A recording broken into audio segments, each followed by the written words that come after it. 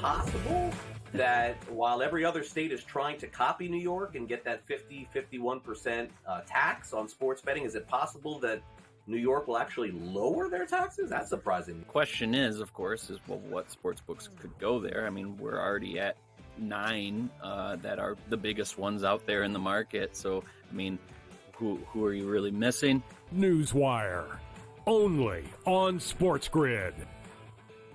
Anyone that's been to a sporting event, the atmosphere before a game, I think Game Time Decisions has that same exact atmosphere.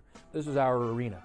This is what we do. There is going to be an energy to Game Time Decisions that you will feel night in and night out. The excitement you get when you lock your bets in, when you're figuring out what you want to do, we can zone in on the biggest games each night. I want this to be the place that people come to before the games start so they feel as ready as possible to lock in their cards. We are going to hit every single one of those markets that you need to know about. We're going to go through every single thing, and I've got a great team behind me that's going to help me get the job done. There is not going to be a better place, I promise you, than Game Time Decisions to get that new information, react to it, and be able to then bet accordingly. We will have everything at our disposal, and we will use that to our advantage. I'm Kevin Walsh. Tune into Game Time Decisions from 6 to 8 p.m. Eastern on SportsGrid. The two guys that can do it all. Too much electricity this morning. This is a good time. We're having a lot of fun. I had to do a triple take. Ka-ching! Why? Because of parity. I didn't mean to offend. Yeah, it's not going to happen. Load management is a dirty word. Let him rip. You know what? Circumstances provide the results. What? How do you do this one? Oh, Donnie, you got such a good show there. A network that is booming. The Early Line, only on SportsGrid.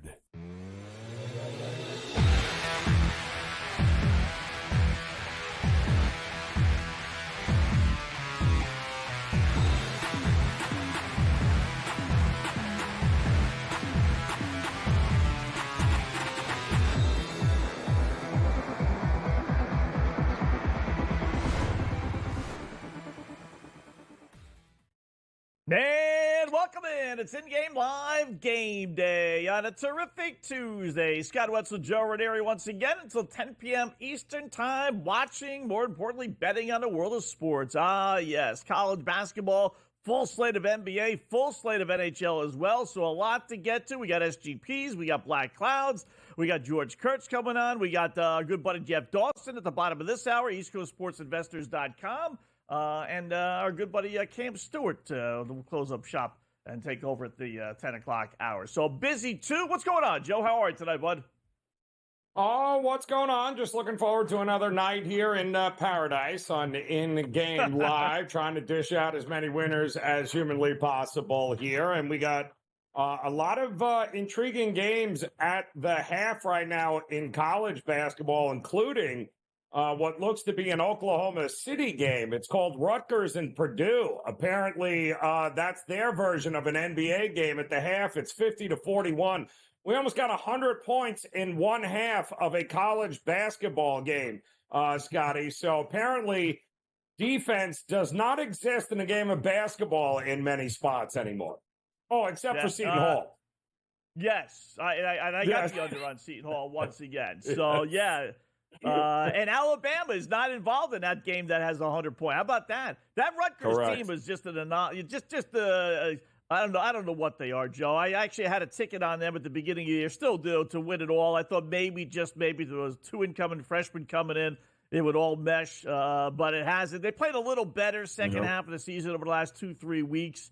They picked up a nice road win. Where was it? I forget where it was on the West Coast, but they can score, and then other games that they lay an egg. So tonight they're scoring. Tonight they're doing well. It's kind of strange, you know? Yeah. No, it's a back and forth is what you get there with them. But another Big East battle. We got all the big conferences in play: Big Ten, ACC, if you want to call it that, because Miami's playing, and that's not really anything that we want to admit to, even resembling basketball at that point. But I really like the Villanova game that's just tipped off here. I like them to get a little revenge over Georgetown after blowing a huge lead in the second half the first time that those two teams played. Listen, Villanova's on that cusp. Seeding matters in the Big East tournament, And, they can ill afford to lose a game that they're a favorite on with revenge here. They need to win this game, and they need to win it in a big way. And I like what I've seen from Villanova the last couple of weeks. They're finally starting to figure some things out there, I think. Yeah. There's some big names that are on the bubble, right? Whether it's Villanova, North Carolina, which has a game tonight against Tech that we'll keep an eye on. If they go one way, they could really exclude them. UConn, I think, has kind of gotten off that bubble. I think they're secure, but there was a point in time where UConn was in a little bit of trouble, Joe. So some real blue bloods in a little bit of trouble when it comes to NCAA tournament at large bid. I mean, I think they're all going to get in, even Villanova, but they're going to have to sweat it out. That's for sure. You got to get a win like this at Georgetown. You just have to. You can't be losing. Georgetown's good, right? They made a lot of strides, but you got to win tonight. You just have to find a way to win. Got to get it done. And listen, I mean, the tournament, when you get into the Big East tournament there, you're going to be able to, possibly win a game or two of some ranked teams ahead of you, and anything is possible. But, seeding matters in these tournaments, where you are and what and who you have to go through to give yourself a chance. Villanova needs to win these last couple of games. And they lost their best player, Georgetown, in Sorber, the big man there, the freshman. They play no defense, and we've seen Villanova lighten teams up from three here in the last couple of games. No reason to think that they can't handle business easily here tonight against Georgetown. Yeah, I think Georgetown's running out a little bit of gas, too. They got blown out. I don't know if it was their last game or the game before at home. Similar spot. I forget who it was. I'll remind myself. I'll look it up. But they were getting about 8.5. And I thought, okay, they're a live dog. And it was over by halftime. So I do see North Carolina. I mentioned North Carolina. That was a monster 8.5, 9-point favorite, Joe, to start the game. And I was like, one of those where the line scared me off because they've been playing a lot better. I think it's 5 in a row now, 6 of 7. I said, you know what, I'd like them. And then I saw the line at Vatech, 8.5, 9, and it scared me away. And they're leading by double digits, 15 points. They're 48-29, almost 20-point, 19-point lead as they start the second half. And now the line's 20.5. So that 8.5, 9 was actually a bargain.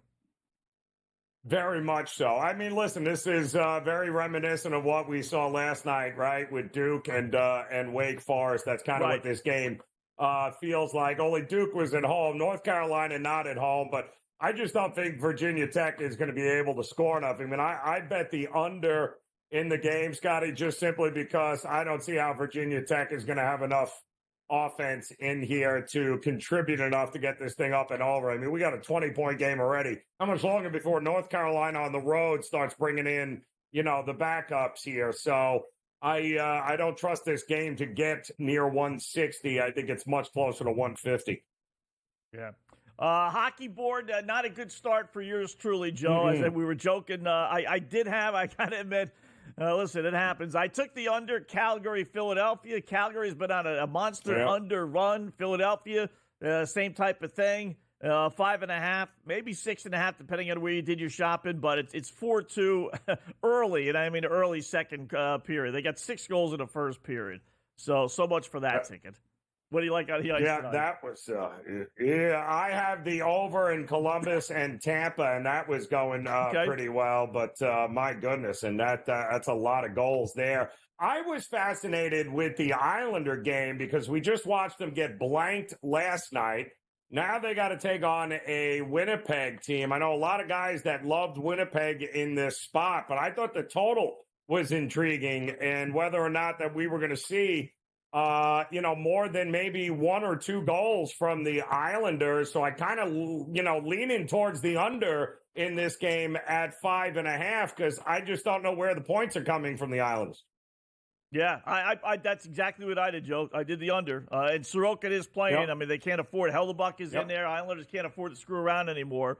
I figured Hellebuck would play since they didn't play last night. I wasn't so sure about Sorokin, but then I looked it up. Couple of websites, allow you to do that, and he's playing. So 5.5. In fact, I put him in a parlay. Winnipeg was a pretty good favorite, so I played the under straight, and then I put him in a parlay with Winnipeg as well. By the way, I will say, and San Jose is leading again tonight. But did you watch the end of the I laugh only because it's better than crying. Oh, and by the way, as we speak, Islanders scored 1-0. So just like that, the kiss of death. There on you them. go. Yeah, just all so these glad great we brought that underdogs, game right? up. Yeah, I know. Oh, my goodness, I'm so glad. Thanks for bringing that one up. Thanks. Unreal. Unbelievable. We talked a lot about that game last night, didn't we? Because we were laughing, going, boy, oh boy, at some point in the night, we got to go ahead and just take these monster two-team big underdogs, and we've got to go ahead and let it roll. And we talked about it, hindsight, but we should have been all over San Jose and Chicago last night. Should have been all over them there, Scotty. 15-16 to 1 parlay. That would have paid out if you would have had both on the money line. But if you had Toronto last night, as I did, albeit in regulation, I have some numbers here that I'll give you that just will make you sick to your stomach. I mean, listen, a broken clock, as they say, is right, twice a day. I get that. But, man, everything, Joe, everything pointed to Toronto last night. Every little scenario, and they still found a way to lose. That's why they'll never, ever win. All right, more coming up in Game Live on Sunday.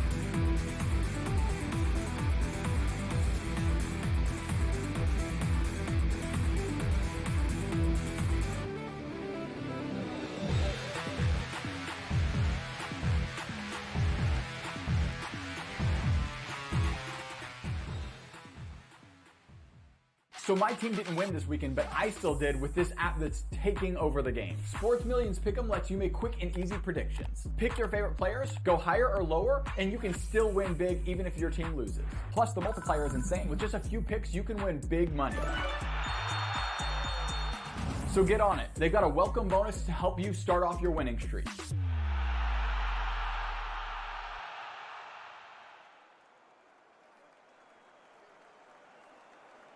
Anyone that's been to a sporting event, the atmosphere before a game, I think Game Time Decisions has that same exact atmosphere.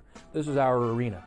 This is what we do. There is going to be an energy to Game Time Decisions that you will feel night in and night out. The excitement you get when you lock your bets in, when you're figuring out what you want to do, we can zone in on the biggest games each night. I want this to be the place that people come to before the games start so they feel as ready as possible to lock in their cards. We are going to hit every single one of those markets that you need to know about. We're going to go through every single thing, and I've got a great team behind me that's going to help me get the job done. There is not going to be a better place, I promise you, than Game Time Decisions to get that new information, react to it, and be able to then bet accordingly. We will have everything at our disposal, and we will use that to our advantage.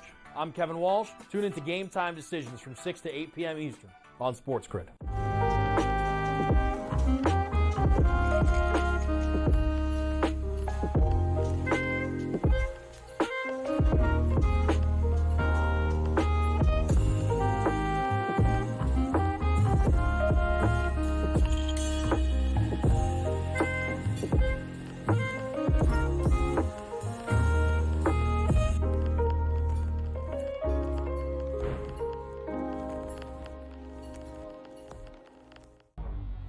Two guys that can do it all. Too much electricity this morning. This is a good time. We're having a lot of fun. I had to do a triple take. Ka-ching!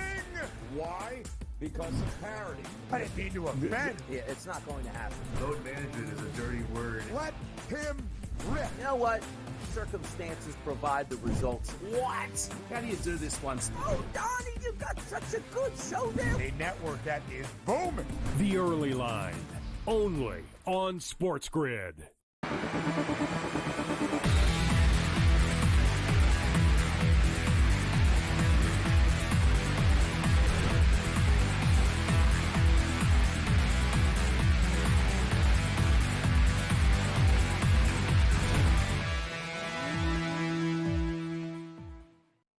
All right, welcome back in-game live. Game day here on the grid. Scott and Joe Raineri until 10 p.m. Eastern time. Just kind of recapping a couple of things from last night and looking at, obviously, the games going on tonight. But just real quickly, Joe, last night with San Jose and Toronto, right? We got a Toronto team that's one of the best in the East. San Jose is the worst team stats-wise in the NHL, by far. Not even close. 70 goal differential, which by far is the worst in the NHL as far as scoring and allowing, right? So we know they're bad. So Toronto's got a 2-0 lead, third period.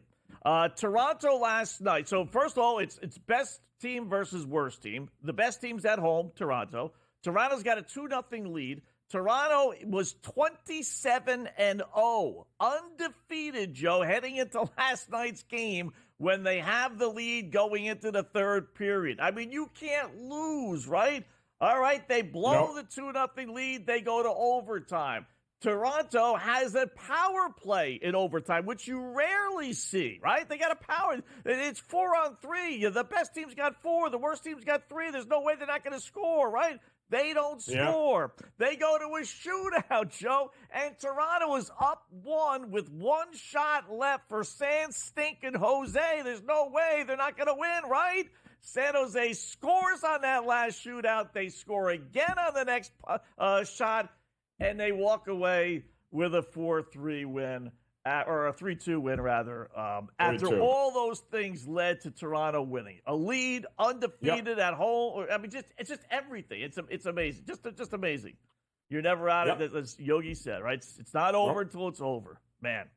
No, well, we got a couple of very interesting ones tonight coming up, Scotty, that we can utilize our system from last night when we got these $3 favorites, right? So, I mean, I guess you can consider the Avalanche at 280, 285, one of those favorites. But you got the Oilers taking on Anaheim in Edmonton here tonight. I already played it. First period over 1.5 here because we already know there's a real good chance. I have a lot of confidence in Anaheim being able to get a goal here. I'm fairly certain Edmonton, as a $3.50 favorite, better get a goal at home in the first. So I'm looking at the over first period, 1.5 with another one of these $3 favorites.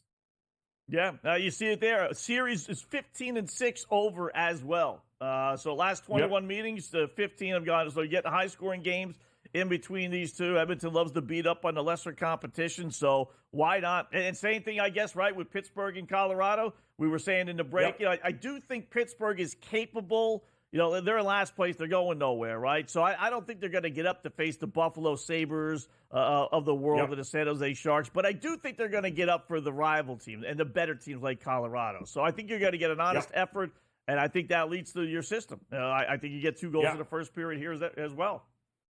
Yep. I'm in it on that one, and I think the interesting with Minnesota and Seattle, Minnesota again needs a win. They do have Gustafsson in goal here in Seattle here. Minnesota coming off was that 1-0 game against, was it the Kings? They just won. They need a win. They got to keep racking up some wins here.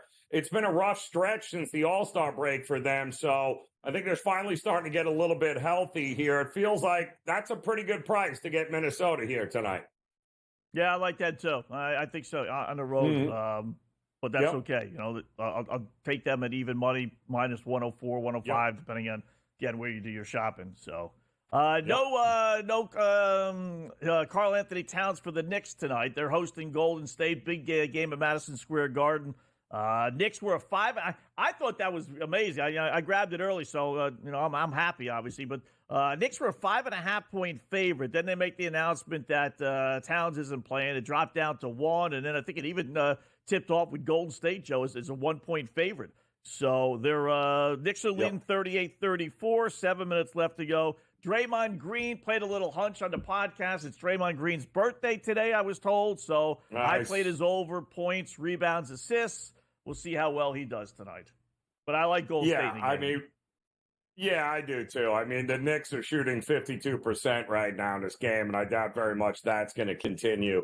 And it's Steph. They're only 4 of 18 from 3, Golden State. I think that'll change at some point as well. So it's just too shorthanded. Without Karl Anthony Towns, it's a different Knicks team. Did not like the spot for him. Like the spot for Golden State here. So, yeah, I'm with you. I took the points earlier in the day. The fact that Karl Anthony Towns wasn't playing. And we got all that closing line value. Yep, I'm good to go. Also, the total was interesting in this one, too, right? 227. I mean, it had been bet down from the open, Scott. And I don't know. I still think we got a pretty good shot. 232 is what it opened at. It closed at 225.5. It feels like we're getting 230s somewhere along the line here between these two teams.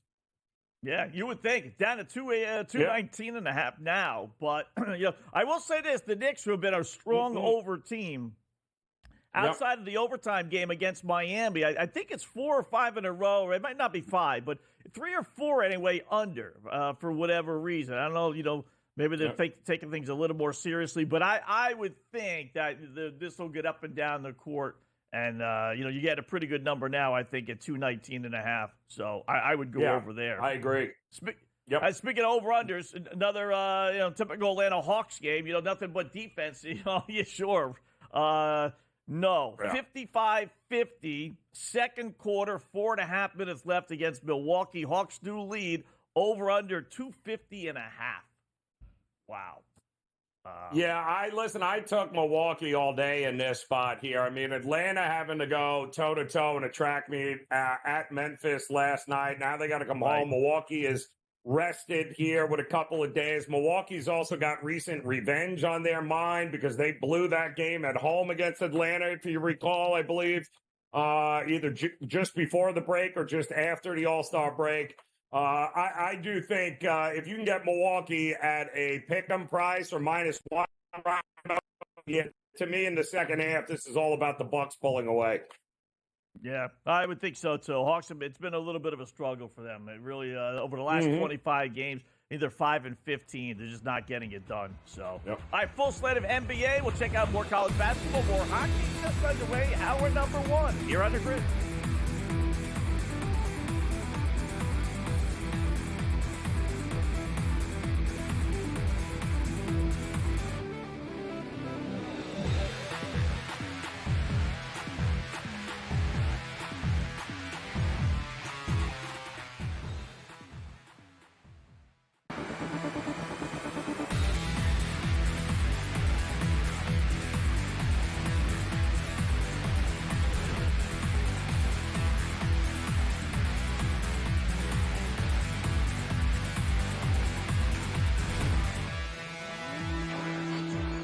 Possible that while every other state is trying to copy New York and get that 51% tax on sports betting, is it possible that New York will actually lower their taxes? That's surprising. The question is, of course, what sports books could go there. I mean, we're already at 9 that are the biggest ones out there in the market. So, I mean, who are you really missing?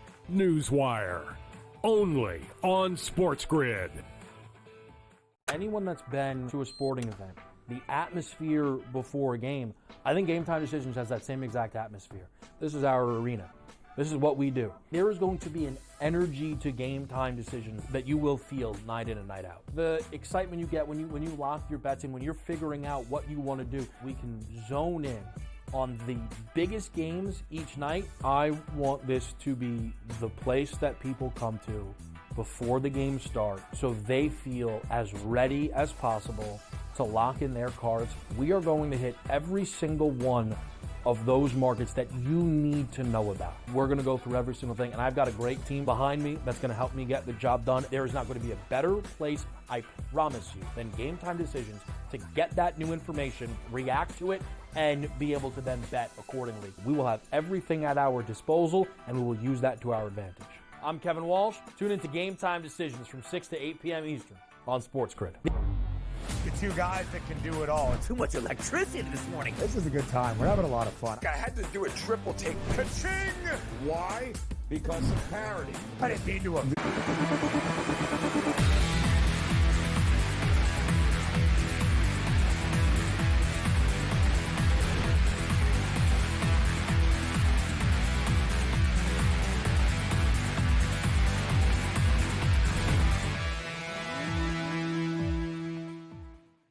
And welcome back in Game Live, Game Day here on the Grid. Hour number 1, Scott Joe Raineri for another hour and 35 minutes till 10 p.m. Eastern Time. You know what time it is, 24 past hour number 1. That means SGP Same Game Parlay time.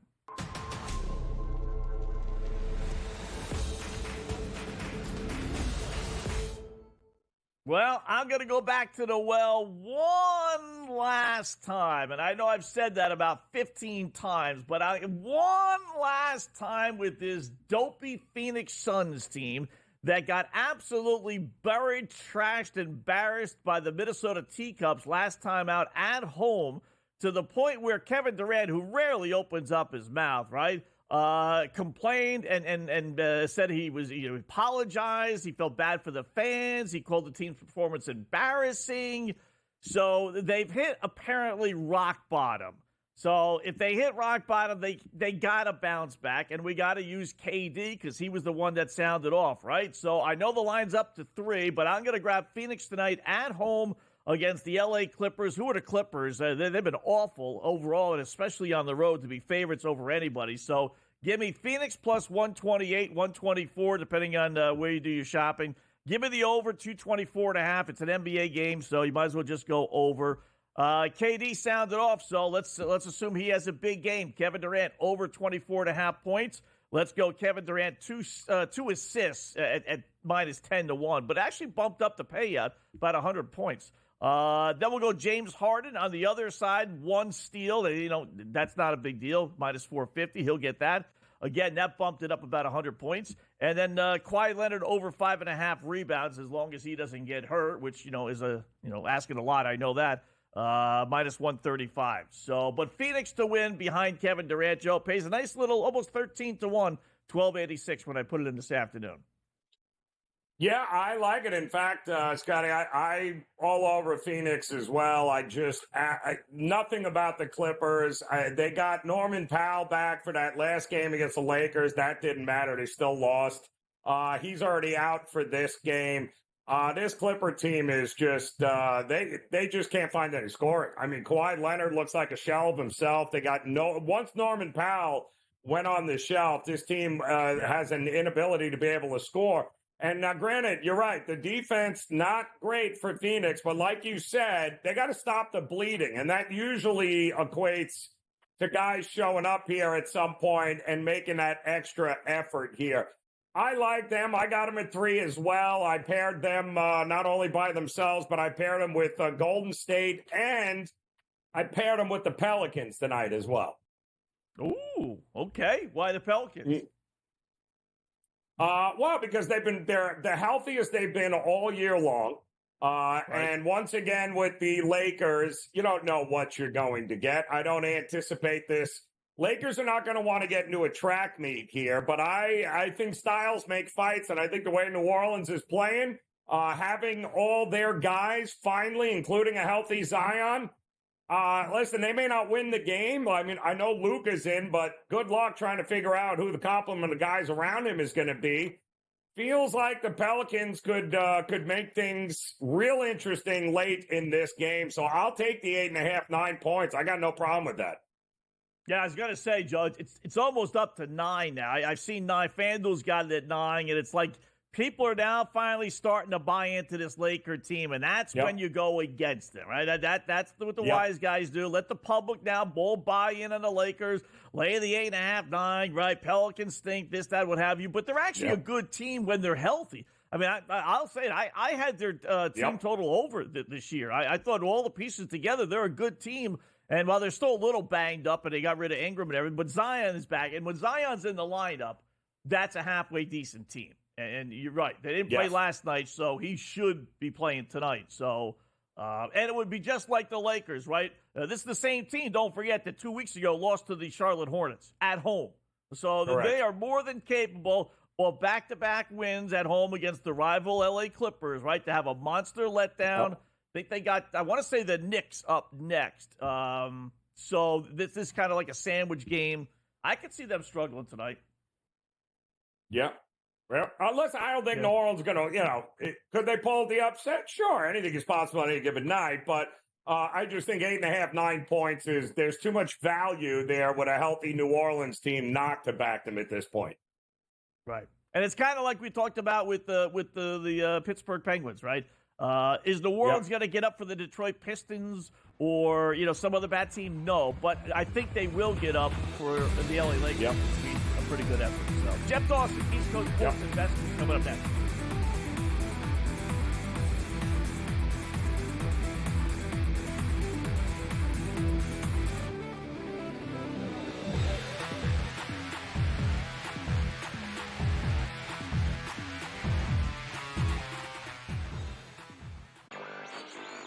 possible that while every other state is trying to copy New York and get that 51% tax on sports betting, is it possible that New York will actually lower their taxes? That's surprising. The question is, of course, well, what sports books could go there? I mean, we're already at 9 that are the biggest ones out there in the market. So, I mean, who are you really missing? Newswire, only on SportsGrid. Anyone that's been to a sporting event, the atmosphere before a game, I think Game Time Decisions has that same exact atmosphere. This is our arena. This is what we do. There is going to be an energy to Game Time Decisions that you will feel night in and night out. The excitement you get when you lock your bets in, when you're figuring out what you want to do, we can zone in on the biggest games each night. I want this to be the place that people come to before the games start so they feel as ready as possible to lock in their cards. We are going to hit every single one of those markets that you need to know about. We're going to go through every single thing, and I've got a great team behind me that's going to help me get the job done. There is not going to be a better place, I promise you, than Game Time Decisions to get that new information, react to it, and be able to then bet accordingly. We will have everything at our disposal, and we will use that to our advantage. I'm Kevin Walsh. Tune into Game Time Decisions from 6 to 8 p.m. Eastern on SportsGrid. The two guys that can do it all. Too much electricity this morning. This is a good time. We're having a lot of fun. I had to do a triple take. Ka-ching! Why?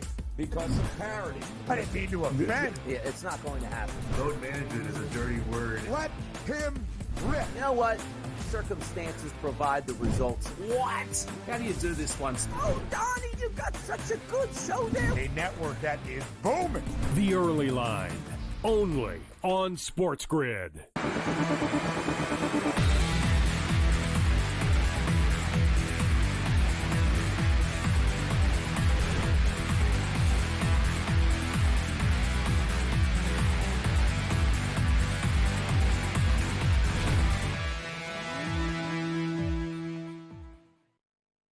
All right, welcome back in Game Live, Game Day here on the grid. Scott and Joe Raineri until 10 p.m. Eastern Time. Talking a little NBA, a little NHL, and some college basketball, which is where we'll start with our good buddy Jeff Dawson, EastCoastSportsInvestors.com.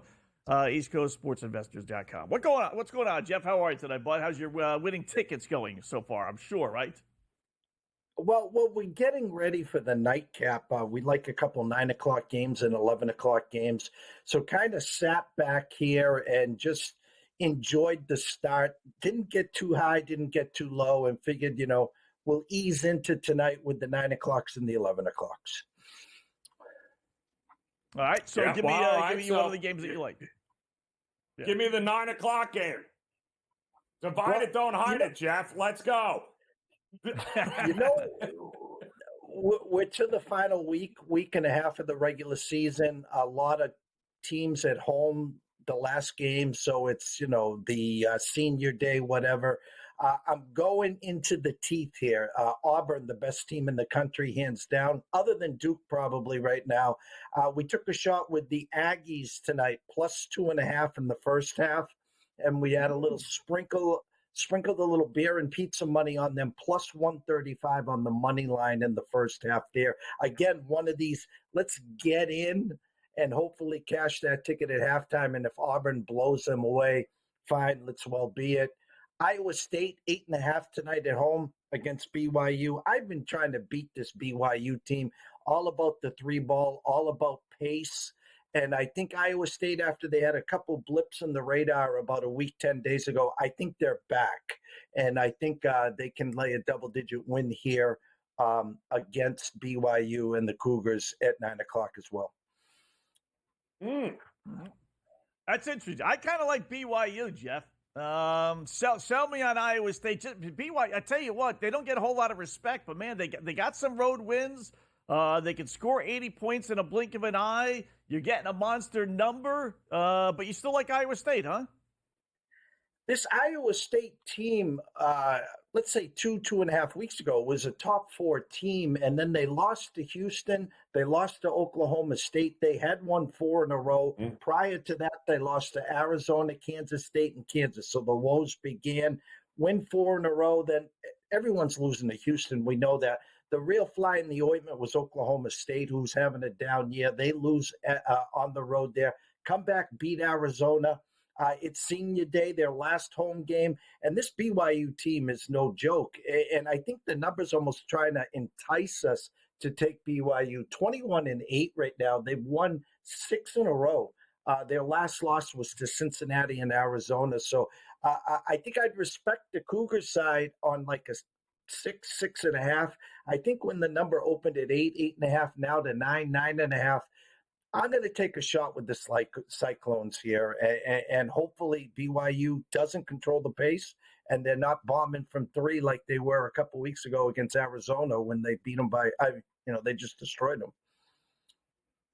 Yeah, I'm with you, Jeff. I think the Texas A&M Auburn game is interesting because if A&M ain't competitive early, they ain't going to be competitive late. They don't have enough offense to go toe-to-toe with Auburn. So if it ain't close at the half, it's going to be a runaway train for Auburn anyway. I found it fascinating, though, that we started to see a lot of over money come in. This thing up to 151.5 with Texas A&M's offensive woes. You thought maybe defensively, if they lock down Auburn, their best shot at winning this game outright is keeping it at under, isn't it?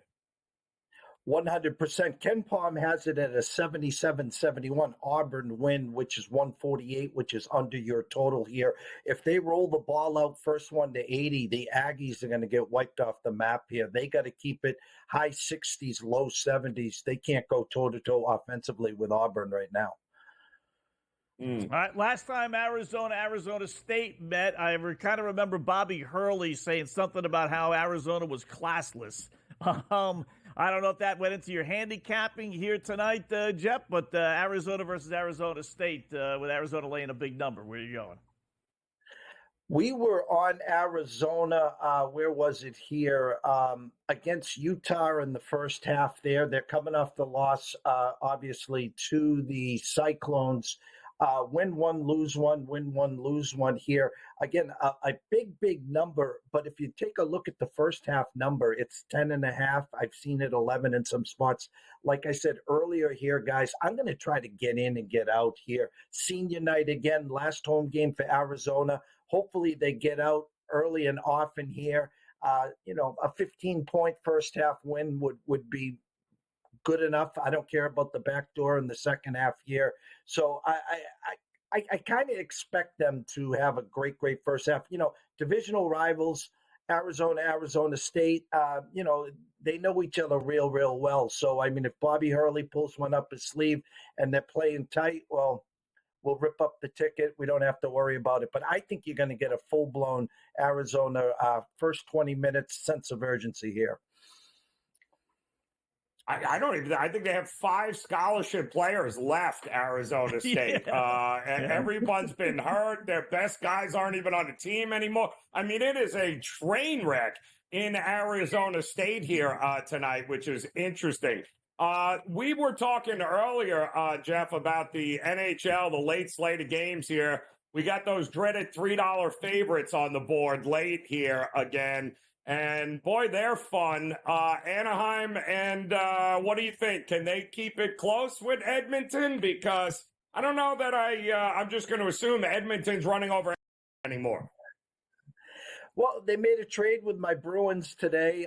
They got Frederick, who is hurt. So usually teams that make trades, the rest of the locker room gets perked up. They know we're getting close to the trade deadline here. As you said, these $300, $350 favorites, we're not running to the window to play money lines here. A lot of people will try to dive in, obviously, to a regulation or a puck line. You got a 6 opening number here, now a 6.5. If you want to get cute and dive into Edmonton, maybe minus a half goal in the first period. And you can lay, I think the last number I saw was around minus 105 there. So if I wanted to get into Edmonton versus the Ducks tonight, that's the way that I would go, Joe. How about Colorado-Pittsburgh? Where are you going there, Jeff? Yeah, we really like the Avs tonight. And so what we did was we took the over 1.5 in the first period. I'm expecting some goals to be scored. It is a little juicy here, minus 150-ish. A lot of goals being scored tonight in the NHL. So if the minus 150 is a little skittish for you, I always say use the risk button. It's your friend here. And also we got Avs minus a half goal in the first period. We got plus money on that at plus 115, guys. I like that one. And then, of course, Minnesota in Seattle feels like a pretty good price with their goalie in net there to take a shot at Minnesota. What were you thinking? Yeah, a number though. Seattle opened up minus 115 overnight. Now minus 114. It's a 5.5. This one you kind of expect. Hey, if you're watching Edmonton or you're watching Pittsburgh and Colorado now at 10:07, this is the one that might put you to sleep here. First 1-3 wins this game. Minnesota kind of. Two different teams, road and home here. I like where your eyes are here. I'm more in tune to the under 5.5 here. 3-2 gets it done. So I lean the under here, Joe. Real quickly, are we ready to write off Dallas after Kyrie Irving's injury last night, Jeff? If I was the GM or whoever pulled off all those trades, I'd make sure I call my agent, get my resume ready, and I don't think I mean, you couldn't have any worse luck. And I really feel for Kyrie, too, because he was all set up potentially for a Supermax deal. Yes, the Mavs, I will write them off for the rest of this year. Yes. Yeah. And yesterday they made the announcement, too, that they were raising ticket prices for next year. So you could have a worse day. Amazing. Jeff Dawson, check out all his plays. EastCoastSportsInvestors.com. Thanks, Jeff.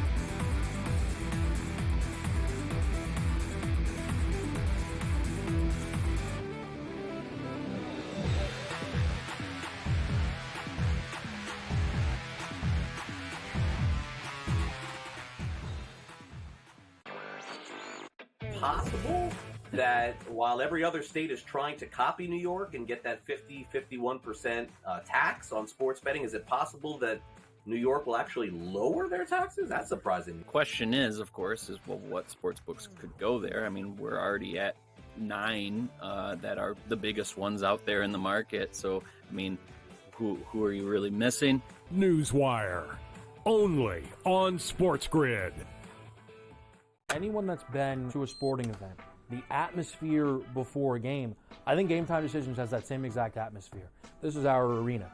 This is what we do. There is going to be an energy to Game Time Decisions that you will feel night in and night out. The excitement you get when you lock your bets in, when you're figuring out what you want to do, we can zone in on the biggest games each night. I want this to be the place that people come to before the game starts so they feel as ready as possible to lock in their cards. We are going to hit every single one of those markets that you need to know about. We're going to go through every single thing, and I've got a great team behind me that's going to help me get the job done. There is not going to be a better place, I promise you, than Game Time Decisions to get that new information, react to it, and be able to then bet accordingly. We will have everything at our disposal, and we will use that to our advantage.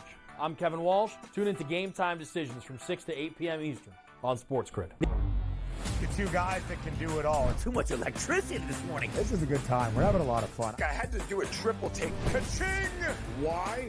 Because of parity. I didn't mean to offend. Yeah, it's not going to happen. Load management is a dirty word. Let him rip. You know what?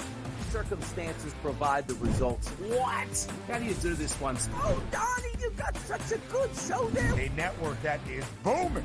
The Early Line, only on SportsGrid.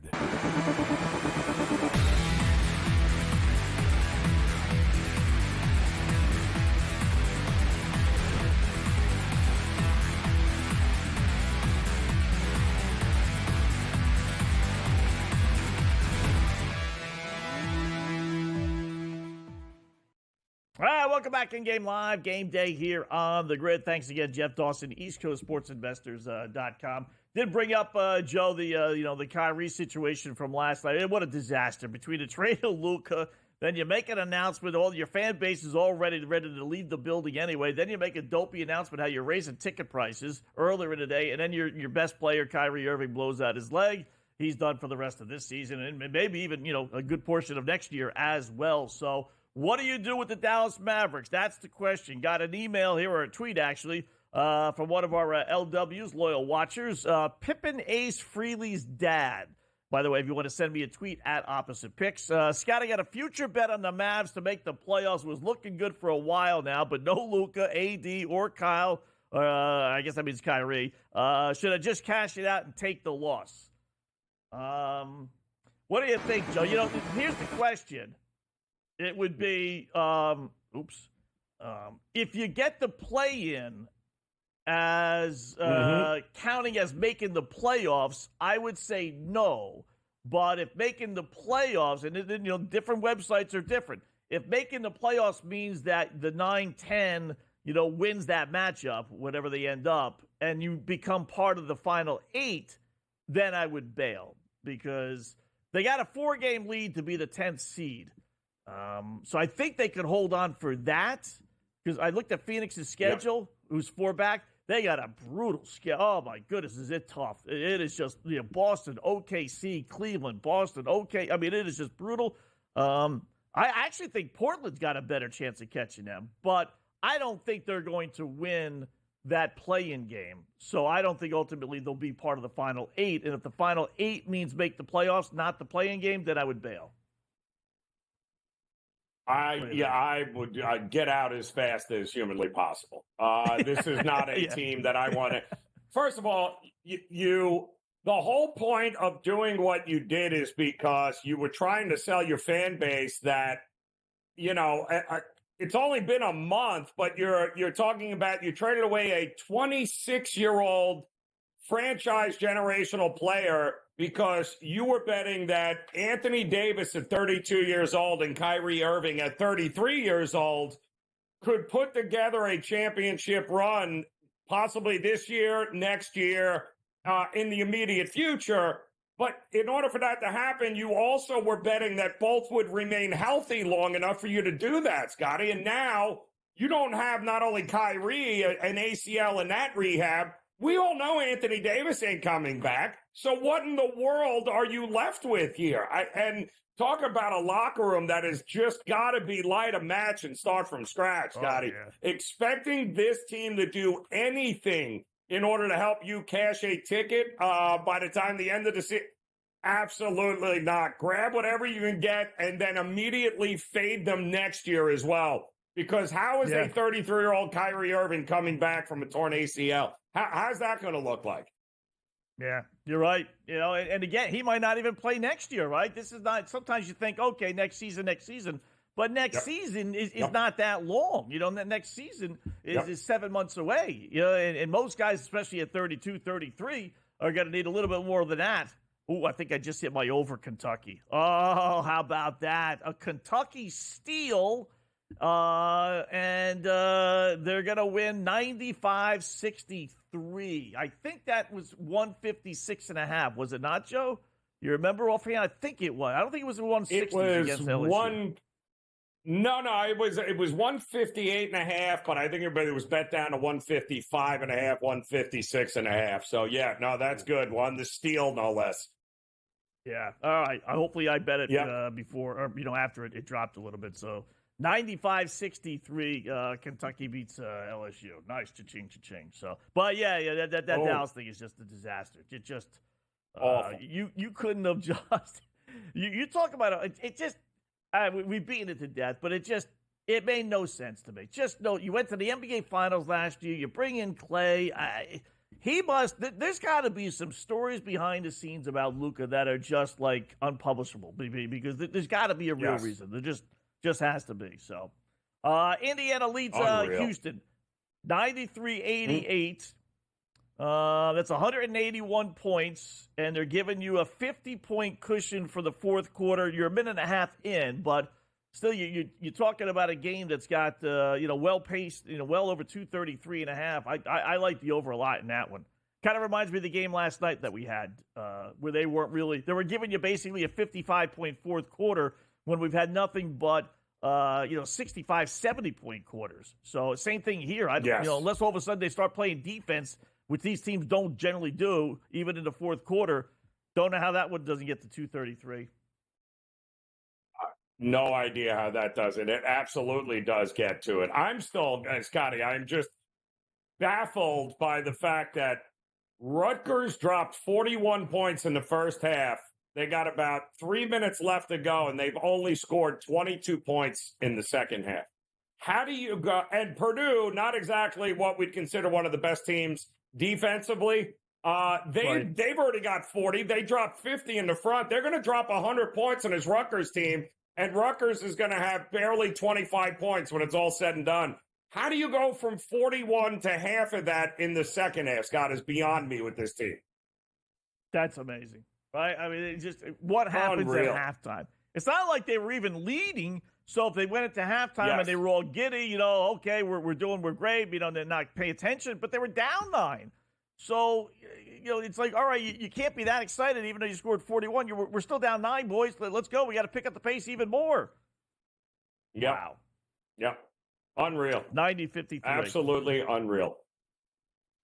That team just didn't happen this year. They might not even make the NIT. They're 14 and 15. I don't know if the NIT still has that rule where you have to be 500 or more. I forget. But, if it does, they might not even make the NIT this year. Team that had, outside hopes of, winning a championship maybe. Or at least getting to the NCAA tournament. Amazing. Absolutely. And 2 guys that are going to be in the NBA. 2 guys. Not 1, but 2 dudes who are going to be drafted in the top 5. Unbelievable. Yep. Yeah. Amazing. Georgia Tech blowing out Miami. It's 89-74. Creighton over Seton Hall. Hey, Seton Hall hit 50 points, 66-50. 4 minutes left to go in that game. All right, more coming up.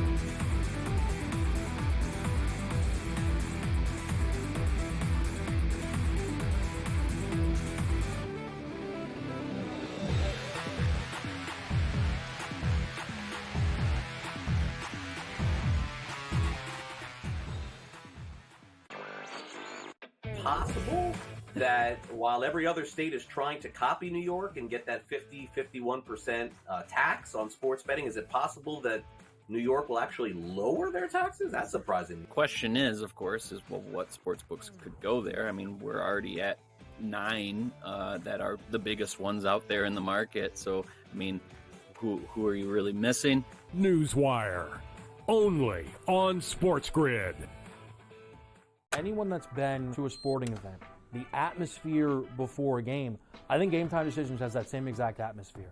This is our arena.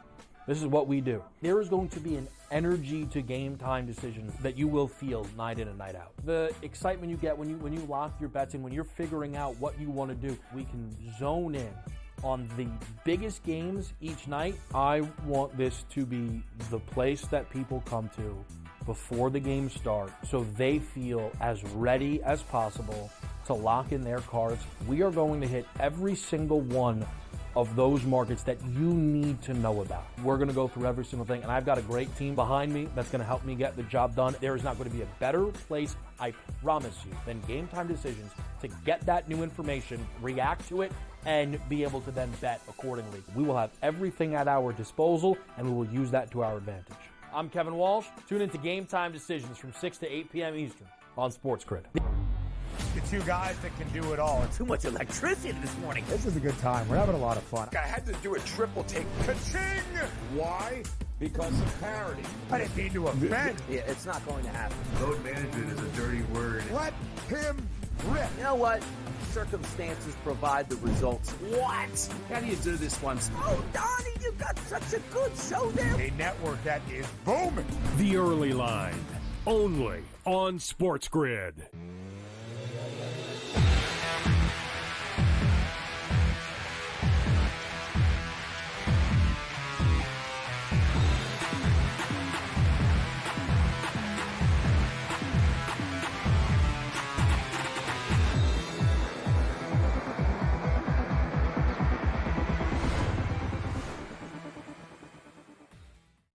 All right, welcome back in Game Live, Game Day here on the grid. Our number 1 final segment, which means it's Black Cloud time.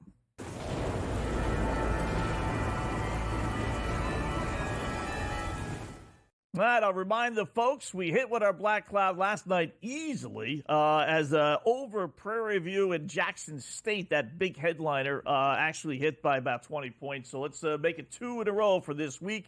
little more conventional game. It is college basketball, and it's going to be another over, Joe. I like BYU. I think they got a chance to hang tight with Iowa State. I won't take the 9, 8.5, 9, whatever it is, points.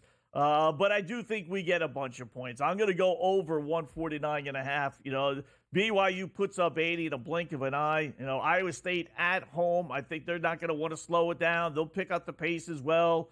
And they could score as much as anybody. So a little more healthier, as we talked about before. I don't know how this one doesn't get to 150 points. I really don't. And BYU's got some nice wins. They're 6-2 on the road in the Big 12. So, being at Iowa State, I don't think is going to intimidate them at any, length. So give me over 149.5. Double, triple your play instead of making $1. Make it $2. Make it even $3. We've been on fire with our Black Cloud play of the days. So over 149.5. BYU at Iowa State. What do you think? Yeah, it's to me, it all comes down to is BYU hitting the shots from the outside. Right. If they are, then Iowa State is this year certainly has the offensive firepower to be able to go toe-to-toe with teams. Not in years past. They had to make it first one to 60 kind of wins, but they have more than enough offense this year. They played more than enough overs. And that's how BYU's got to put the pressure on. They got to be good from the outside. And if they are, this thing goes flying, way flying over that total. Yeah. Purdue Rutgers goes over, a minute and a half left, 98-69. That's all but done. North Carolina, are they done now? Let me see if I can find their score. Yeah, they must be done. Yeah, they're done. Okay, North Carolina wins and covers. How about Mississippi State at home against Texas? 91-59. Oof. 91-59. Yep. Unreal. Playing good ball. It's one thing to play good ball, though, against the likes that they played over the last few weeks, but they have Duke on Saturday. Pretty sure it's at home, but it might be at the road. Either way, that now we'll find out whether this has just been a benefit of playing lousy teams or have they kind of found themselves. That'll be a real good litmus test for North Carolina. Yep. So they probably would have been better off having like Boston College and just finish out the season with 7 straight wins and get into the ACC tournament and, not get any more punishment if they were to get blown out by Duke again like they were the first game. So, but that should be interesting. But how about Mississippi State? What are they, about a 6.5 or so point favorite tonight against Texas at home? They're down at the half, 37-32, and now we can grab them at Pick'em if you want. Trust Mississippi State? Yeah, no, I don't. I mean, listen, Texas is playing like their hair's on fire, like it could be their last game. So Mississippi State, I didn't like what I saw from them last week. Actually, the last couple of weeks, I just have not liked what I've seen from them. Don't like what I'm seeing from them here. Texas is being more physical. Texas is doing everything. That just looks more motivated to me watching that game, Scotty. So, yeah, you'd be hard-pressed to get me to back Mississippi State with anything right now. It wouldn't shock me if Texas comes out and does exactly the same thing here in this half and pushes them all over the place. All right. Jeff liked a little play on Texas A&M. They start top of the hour as well, hosting Auburn, laying 4.5. Boy, if it wasn't a letdown spot, this Auburn team is just a machine. They really are. I could see A&M hanging around a little bit, but, boy, I got to see someone beat Auburn. They're just, boy, they're so good, so big, so physical. It's like looking at professional players out there, the size of them. Laying 4.5, and I do like the over, 151.5. I think we're going to get some points in the game. Yeah, I like the over as well. You can't trust Texas A&M to do enough offensively, Scotty, to be able to keep this thing close. I mean, I don't know anybody on Auburn. I'm seeing 3.5 now, Scotty. The entire world is betting Texas A&M because they have to win. You know how that usually works, right? I mean, 4-game losing streak. I don't know. I got to see it to believe it. You got to hope Auburn shoots 20% from the field. Right. Yeah. These teams that need to win, listen, there's 1,000 teams that need to win that don't. Otherwise, they wouldn't be in that position if they control that kind of balance. Hockey Talk, George Kurtz coming up next.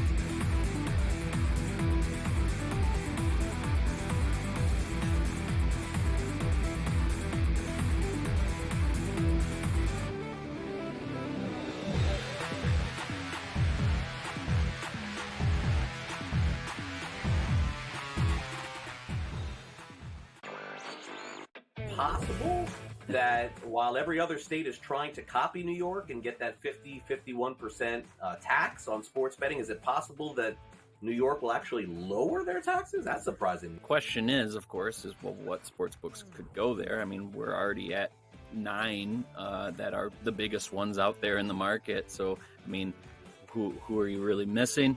Newswire, only on SportsGrid.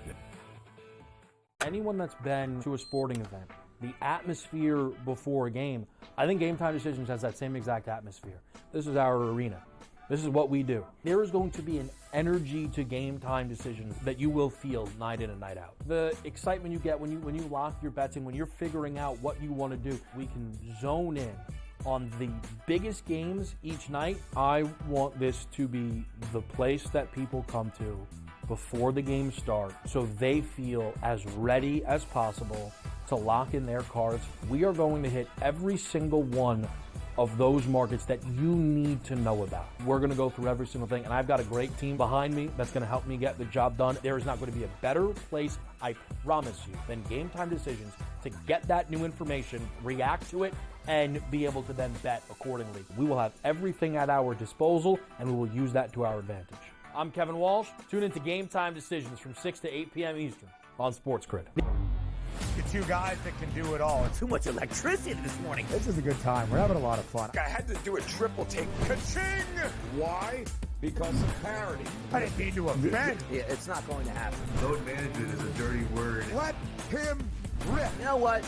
Circumstances provide the results. What? How do you do this one? Oh, Donnie, you got such a good show there. A network that is booming. The Early Line, only on SportsGrid.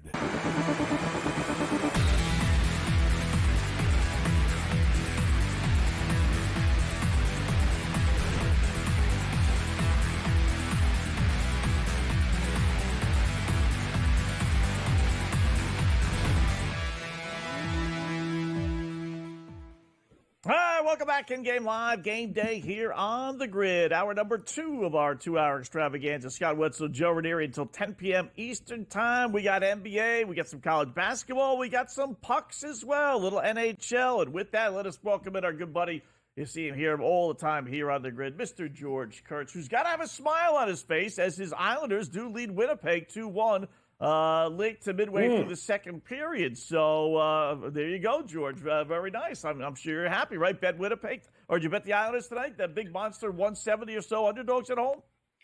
You know, I thought about betting the Islanders. The Islanders had beaten Winnipeg 4 straight times. I decided not to because the Islanders played last night. You know, I don't like betting teams that play on the second half of back-to-back nights versus a team that didn't play. Although Winnipeg has been playing poorly of late. It's 2-1 right now. If Winnipeg were to lose this game, it would be their 3rd straight loss. So maybe they're feeling a little bit of a doldrums here. But no, I'm not happy, Scott, because I'm not going to make any money if the Islanders win or lose for that matter. But the Islanders need to trade away players. The trade deadline is Friday at 3 p.m. Eastern here.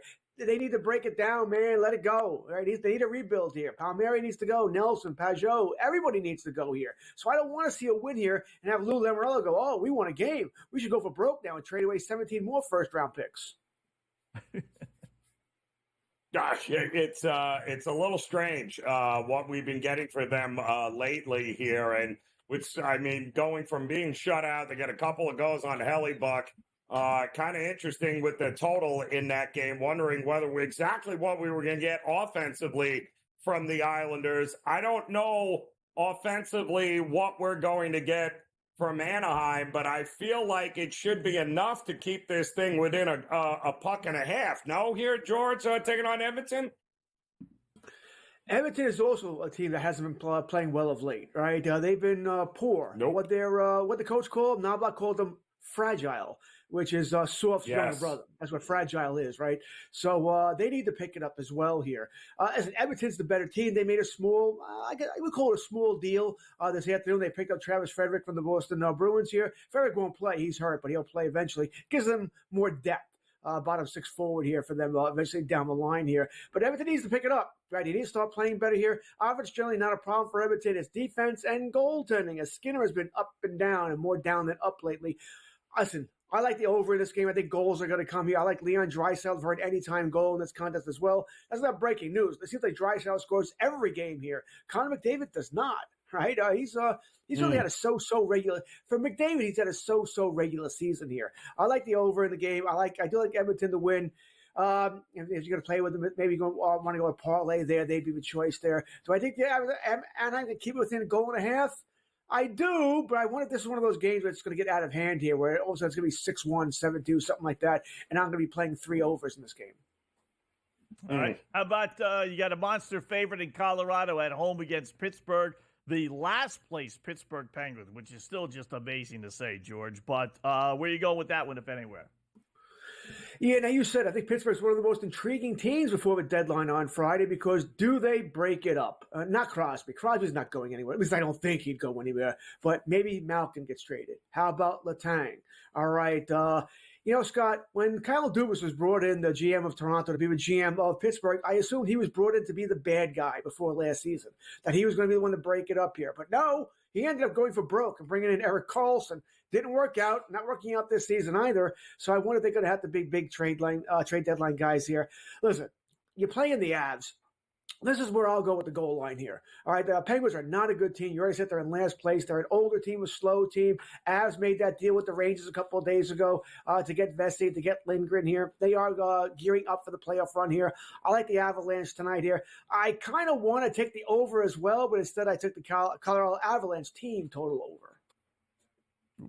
What are we doing with Minnesota and Seattle tonight? Minnesota hoping to put a couple of wins together would be great there. Are we backing them on the road as pretty much even money, I think?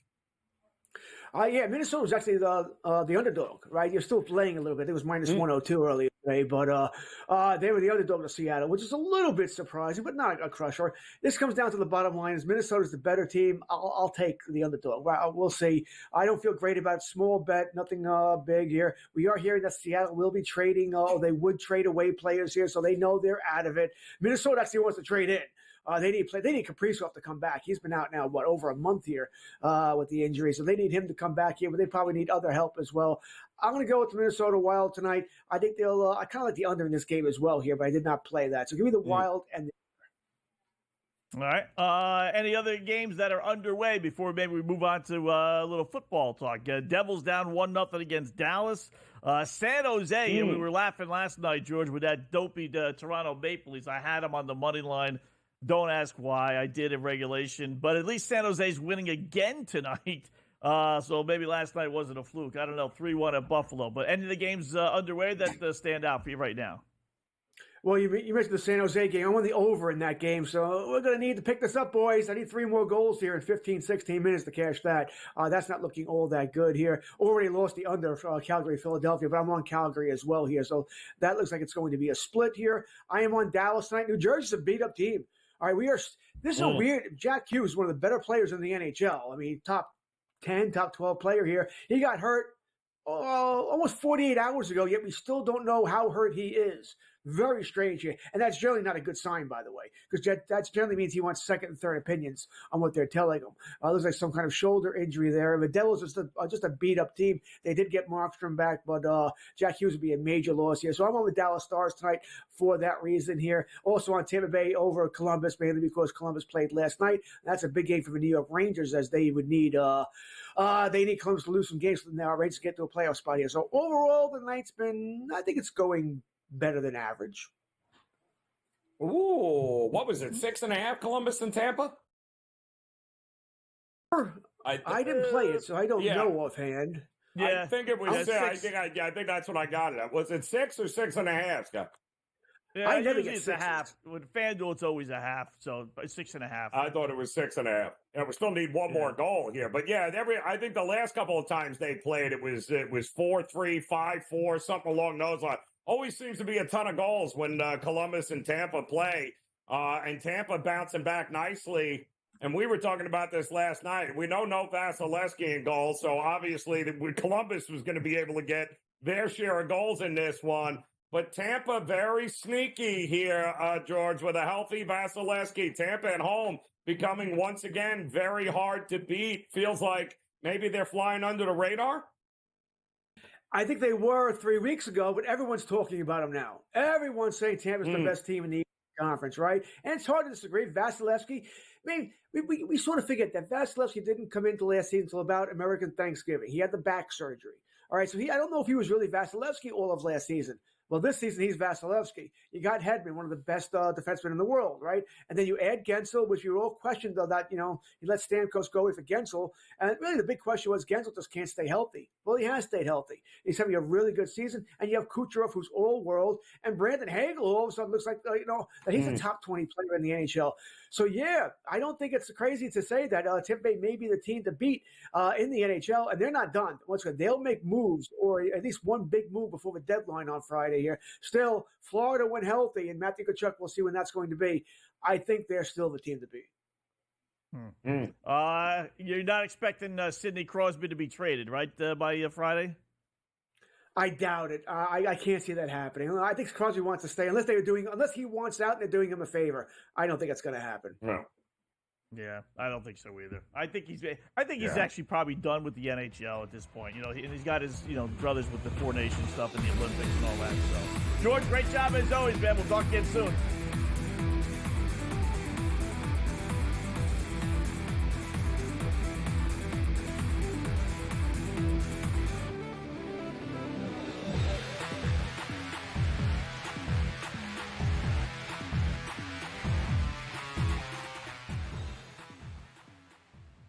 So my team didn't win this weekend, but I still did with this app that's taking over the game. Sports Millions Pick'em lets you make quick and easy predictions. Pick your favorite players, go higher or lower, and you can still win big even if your team loses. Plus, the multiplier is insane. With just a few picks, you can win big money. So get on it. They've got a welcome bonus to help you start off your winning streak.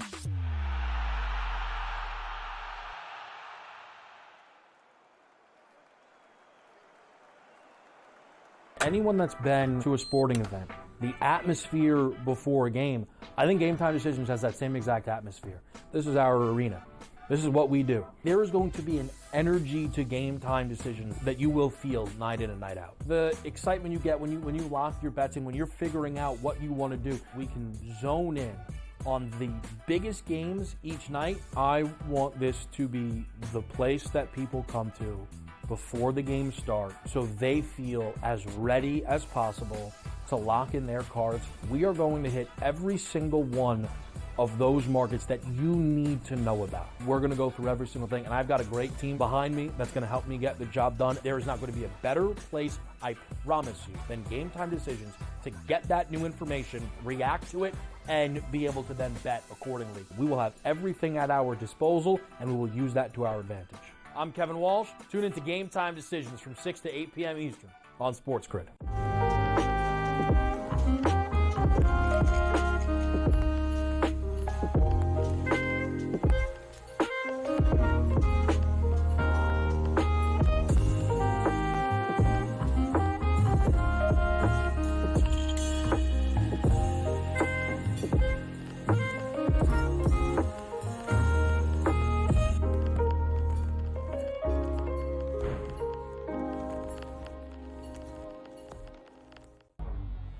Two guys that can do it all. Too much electricity this morning. This is a good time. We're having a lot of fun. I had to do a triple take. Ka-ching!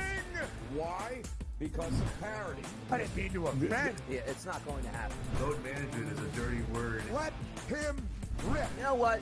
Circumstances provide the results. What? How do you do this once? Oh, Donnie, you got such a good show there. A network that is booming.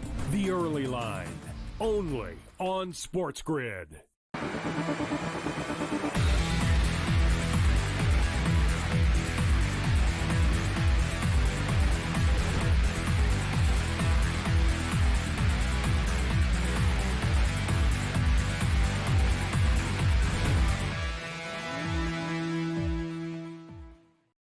All right, welcome back in Game Live. Game Day here on the grid. Scott and Joe Raineri. Thanks again to George Kurtz for joining us, as he does from time to time. Let me throw some numbers at you, Joe, about BYU heading into tonight's game. Last game out in a blowout win, so they weren't pressured. They scored 77 against West Virginia. They scored 91 the game before that. They scored 96 the game before that. They scored 91 the game before that. They've scored 90 points or more in 3 of their last 4. And in the one that they weren't, like I said, they weren't pressured. So 5 minutes in against Iowa State. And I'll give you one guess how many points they have so far.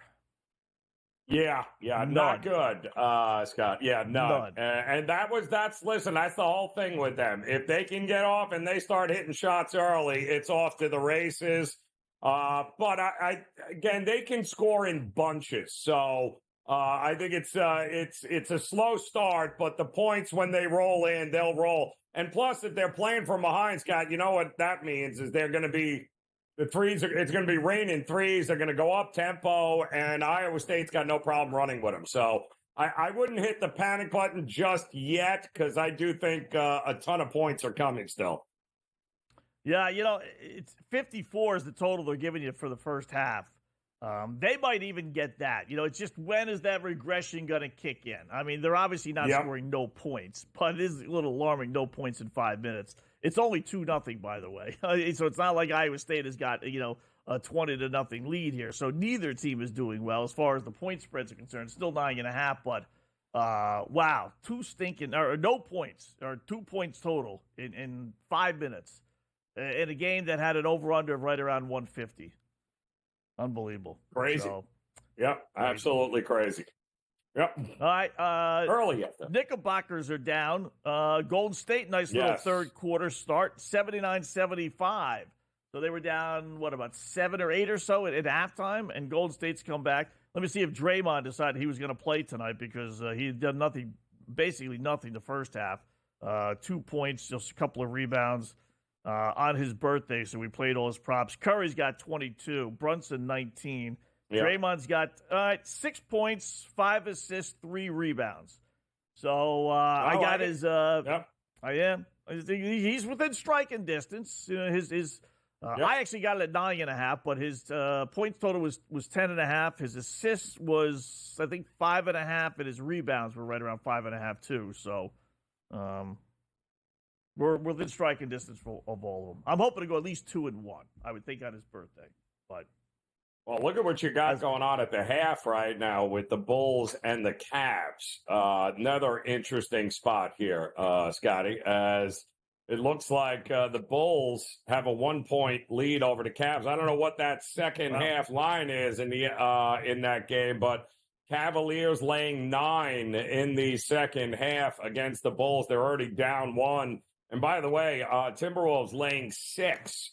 In the second half, they're only up 4. I think they were, a 13 and a half point favorite in that game? Well, now you can get a better price here with Minnesota if you trust them to be able to get it done in the second half here at home. Yeah, that would have been nice if it was like around 5.5 or 6. I know they were down earlier. It was a close game. I shouldn't say down, but I know it was a close game, and it's still a close game, obviously, but I'm more comfortable, 4.5, 5.5, maybe 6.5. 9.5 still a pretty good number. They should, though, win. I mean, the 76er team is just god-awful, right? I mean, they're playing for nothing at this point, and they're just brutal. So, maybe the 9.5 is the way to go. The scoring did slow down, I must say, Indiana and Houston. Final minute, 113-102. So, it did. that's going to go under. 42 points in the fourth quarter. And here we go again, Bucks and Hawks, right? Here they go again. This game is probably going to overtime, Scott. Would not shock me in the least bit. The Milwaukee Bucks, what happened to this defense, Doc Rivers? What are you doing? Like, what's going on there? The Hawks on the second of a back-to-back running up and down all over the place. With travel, you got more rest, and you can't seem to shake this team. It's hilarious. They've given up 33, 33, 29, and 9 in the first couple of minutes of the fourth quarter. I mean, just no defense at all. Just we don't care. 0. Go ahead, shoot threes. Keep on hitting them. Go ahead. We'll take our chance. Be my guest. We'll take our chances. Defense. We'll take our chances. You miss. We're not going to cover you. We'll take our chances. You miss. And when you don't, we lose. When you do, we win. Crazy. And that's all you got with them. It's kind of it's mind numbing. It truly is with what they're doing. Kind of hard to believe. Yeah, I'd like the Cavaliers line to drop. You know, the problem with Cleveland, Joe, is like they're playing for nothing. Right? I mean, I guess you could say head to head with OKC for the number 1 seed. Should they go to the finals and OKC goes to the final? Well, I don't really think they're thinking about that. But otherwise, they got the number 1 seed in the East locked up. So, when do they shut it down? Still got about 20 games left, but, emotionally and everything else, like when do they say, all right, you know what, we're down to the Bulls, who cares? Whereas if it was a month or two ago, you'd be like, okay, let's hop all over Cleveland. And you're still laying 9.5. They're up 61-60, just started the third quarter. But, again, more comfortable if that line dropped to 4.5, 5.5, 6.5, not the 9.5.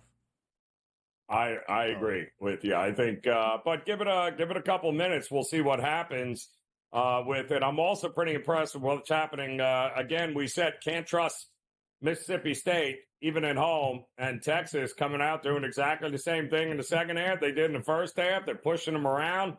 It's almost a double-digit lead at this point here, Scotty. I mean, what are you doing, Mississippi State?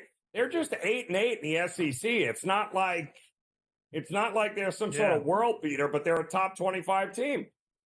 Yeah, I don't, everyone thinks that SEC is going to get like 11, 12, 13 teams. I capped them off at 10, and I included Mississippi State, but, I don't know. Are they really that good? I don't get it. Georgetown by 3 over Villanova, 9 minutes left. Interesting. Unreal.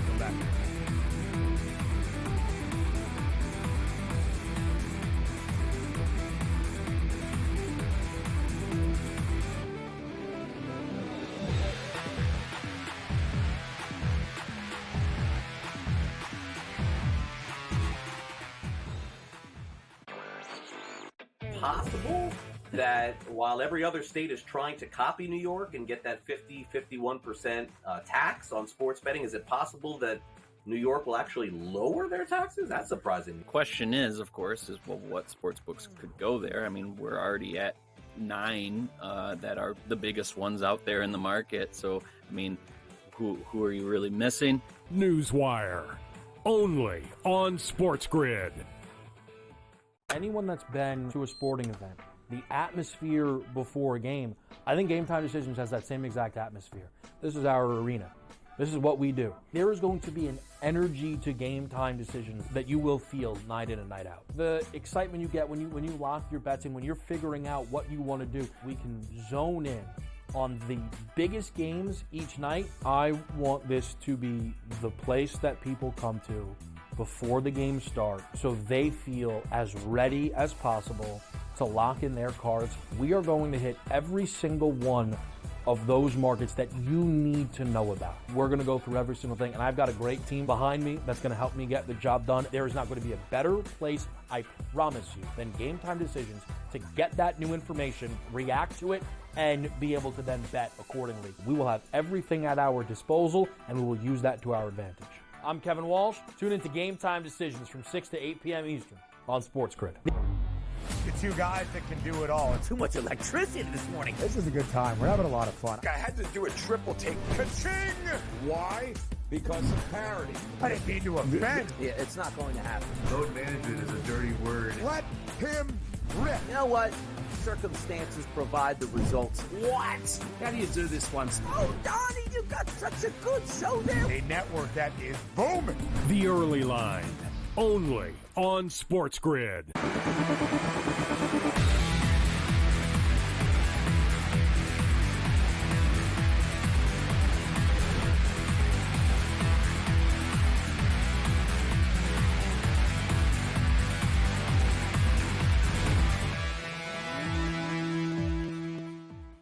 All right, welcome back in Game Live, Game Day on the Grid. Scott and Joe Raineri until 10 p.m. Eastern Time. We got Cam Stewart in about 15 minutes or so. Will the number 1 college basketball team lose tonight? If you say no, you can bet them right now on the money line, plus 112, as Auburn is down early, and I mean early, 6 minutes in, 14-6, 3.5, 4.5 point favorite to start. It's not like they were monster favorites, but Joe, getting them now plus 1.5 or plus 106 on the money line. Ultimately, is Auburn going to lose? I mean, they're not undefeated. They have lost some games, don't get me wrong, but I'll take my chances. They find a way to get a win. I'll grab them right now on the money line, getting odds. Yeah, I don't hate that at all there, Scott. I think they now would be the time. I don't think they're just going to roll over Auburn at all. Bruce Pearl not going to allow that to happen. But I would think now is the time. Any plus price to me for Auburn is worth taking a shot. And give credit to A&M. They're doing exactly what they needed to do early in this game, is make life miserable for Auburn offensively, keep it low scoring, get some buckets, and play from in front. The question is, do we trust them to do this long enough?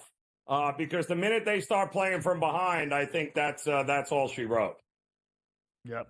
Texas by 10 now over Mississippi. Check at 8 now. Mississippi State with 12 minutes left. You're getting 4.5 with Mississippi State plus 210 on the money line. I mean, I don't trust them either. We talked about that. How about Georgetown though? Leading Villanova 57-54. 8 minutes and change left.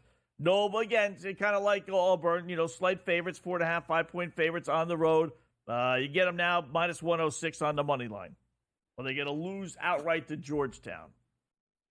Yeah, I certainly hope not. But again, the big problem, and we mentioned this earlier, let me just see if the numbers have gotten any better here. But Villanova was just absolutely awful. They were 2 of 12 in the first half, and now they're 6 of 22 from 3. They're 27%. The problem is Georgetown is now all of a sudden Steph Curry and co. They're 12 of 25, Scotty. They're hitting almost 50% of their threes, Georgetown, a team that never makes threes, has no offense whatsoever, and now they're shooting 50%. So it's the biggest variance in college basketball, which is what makes it mind-numbing when a team who shoots 31% on the season from 3 is now hitting nearly 50% of the ones they're chucking up. So but there is 8 minutes to go in that one, and we know if there's regression coming, Villanova will have more than enough time to be able to come back and win this game.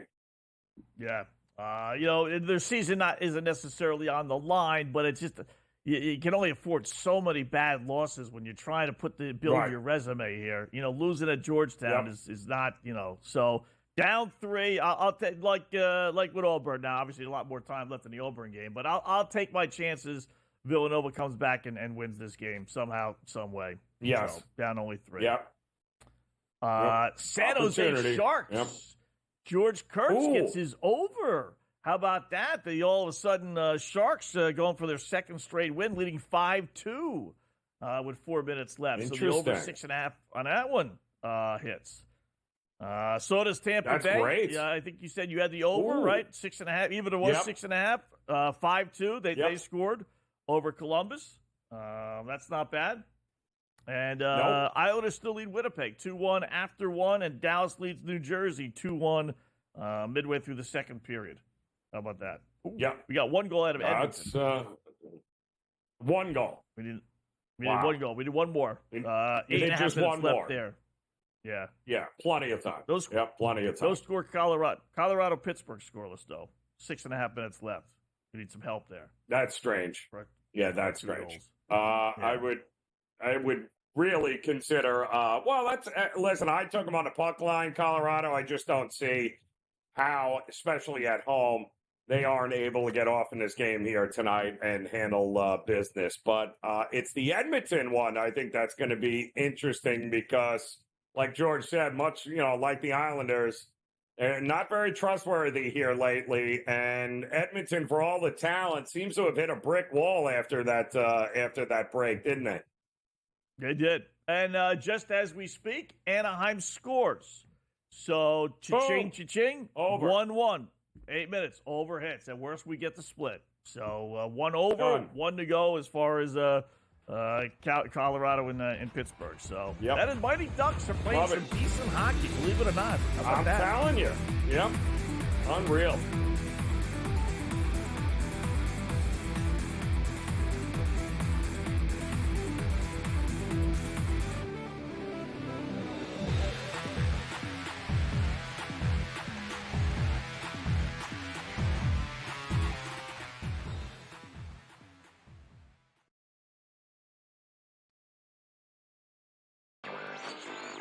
possible that while every other state is trying to copy New York and get that 51% tax on sports betting, is it possible that New York will actually lower their taxes? That's surprising. Question is, of course, well, what sports books could go there? I mean, we're already at 9 that are the biggest ones out there in the market. So, I mean, who are you really missing?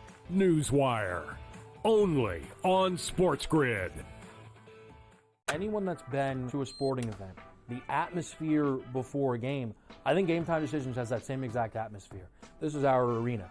This is what we do. There is going to be an energy to Game Time Decisions that you will feel night in and night out. The excitement you get when you lock your bets in, when you're figuring out what you want to do, we can zone in on the biggest games each night. I want this to be the place that people come to before the games start so they feel as ready as possible to lock in their cards. We are going to hit every single one of those markets that you need to know about. We're going to go through every single thing, and I've got a great team behind me that's going to help me get the job done. There is not going to be a better place, I promise you, than Game Time Decisions to get that new information, react to it, and be able to then bet accordingly. We will have everything at our disposal, and we will use that to our advantage.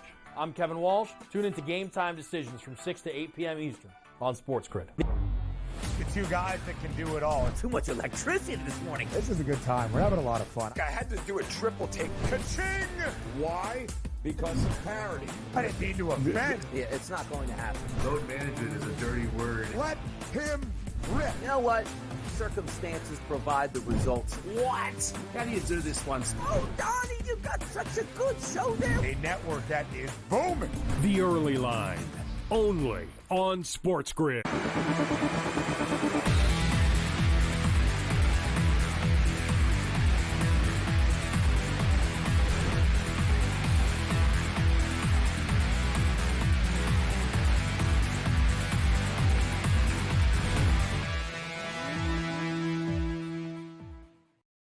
It's one brick after another for this dopey BYU team. Welcome back in Game Live. They had a little bit of a run, hit a couple of their shots, hit some free throws, and I thought, okay, here come the points, but we've hit another wall now. So, but it's actually not that bad. Welcome back in Game Live. Scott Wetzel, Joe Raineri. It's not that bad, Joe, for a game that had 2 points in the first 5 minutes and change, literally. I mean, it's 17-10 with 8 minutes left.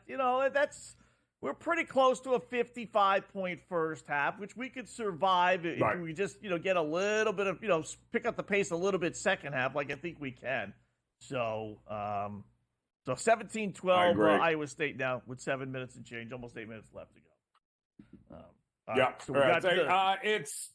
It's coming. I would, they still got 7 minutes again. I would say this is going to be one of those 30-25 first halves and then opens up with some scoring in the second half because they're too good a three-point shooting team for them to be this bad right now through the first 12 minutes.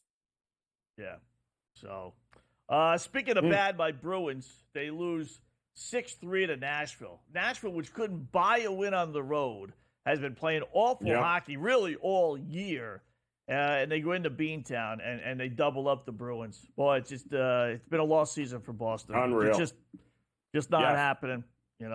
I know there's a lot of talk with Sidney Crosby and all that. I don't think he's going to be traded. I don't think they would trade Marchand. I know there's been some buzz about that or Pasternak, but I don't know if the Bruins' reign is over. But at this point, it's been a struggle. That is for sure. Calgary 5-3 over Philadelphia. Yeah. Okay. So great. Flyers not giving up without They're a fight. terrible too. Awful. They're awful as well. Awful. Yeah.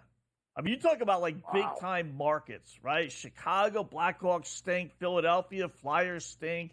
Rangers now stink. I mean, some real solid. Montreal basically stinks. Has for the longest time. Detroit's mediocre at best. There's some real good hockey talents just struggling with their teams. So, Anaheim 2-1 over Edmonton. See, told you.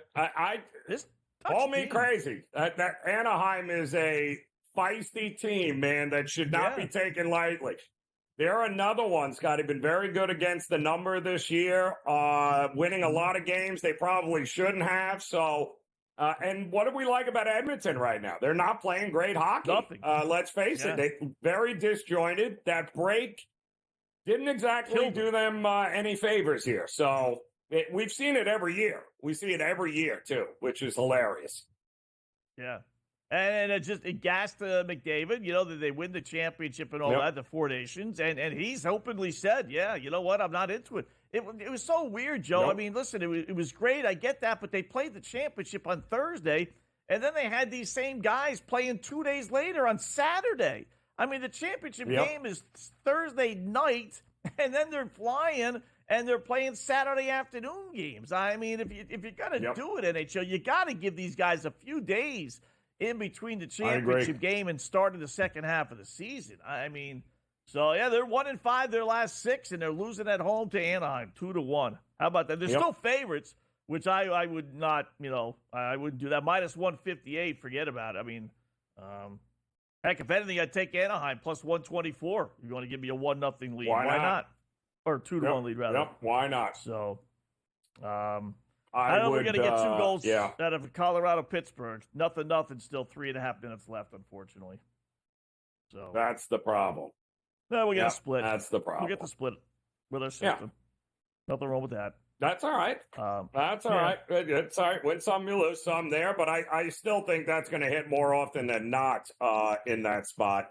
I'm also keeping an eye on, Scotty, Philadelphia and Minnesota. Minnesota laying 6.5 right now, as it looks like the Sixers just won't go away. But there's no way, with about 4 minutes left to go in the third, that I can't see Minnesota pulling away with this down the stretch here.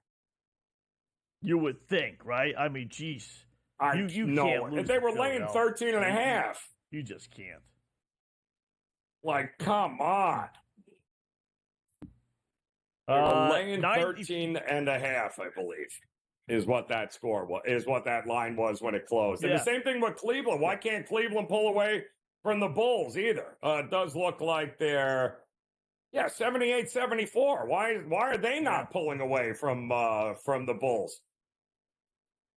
Lousy Bulls. There's Milwaukee. We talked about grabbing Milwaukee when they were down, right? 119-113. 3.5 minutes left still.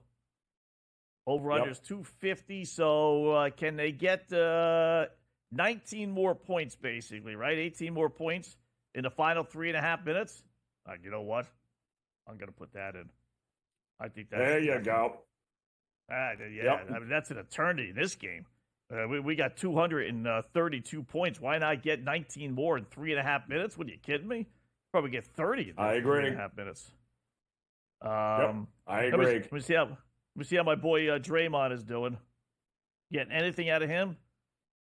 Gold State up. How is He's got 8 points. 8 points, 6 rebounds, 6 assists. All right. I think I hit one of the assists. I got to look it up. It's either assists or rebounds was 5.5. So I hit one of those.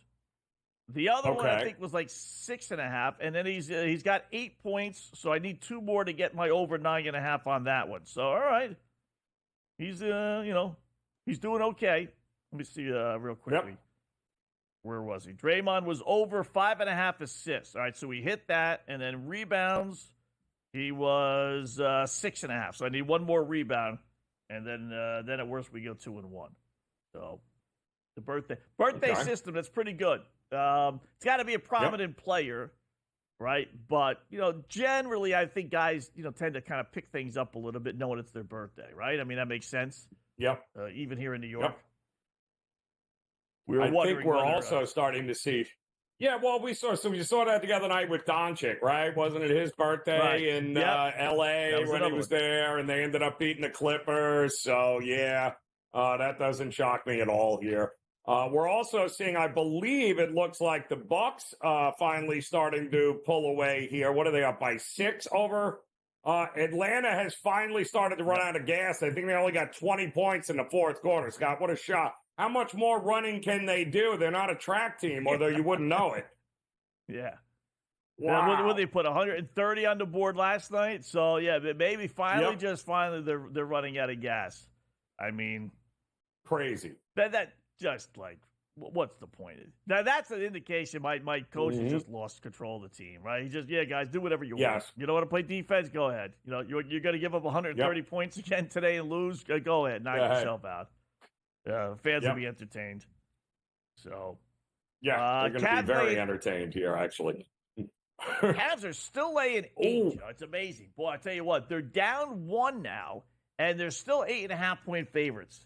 They just don't want to get off them. They won't judge. They won't do it. Nope. Yep. They won't do it. Yeah. I'm seeing 7.5 now. So, I'm seeing 7.5s in here. So, with Minnesota, my goodness. Right? Wouldn't that be something? 7.5 Minnesota, and now I'm starting to see 7.5 for the Cavs too, laying 7.5. Yeah. Now it's kind of getting to the point where we're running out of time here, boys. Maybe it's just not going to happen. Yep. So usually right around mid-third, late third. That's when the boys in Vegas kind of make some adjustments and say, all right, we better realize that this is not going to be a double-digit win. So even though it may end up being, but. And how is Auburn 17. doing? Yes, good question. Auburn is down 3. All right, still pick them, still grab them at pick 'ems, but that's not that bad. That really isn't that bad. All right, Sam Stewart comes up next.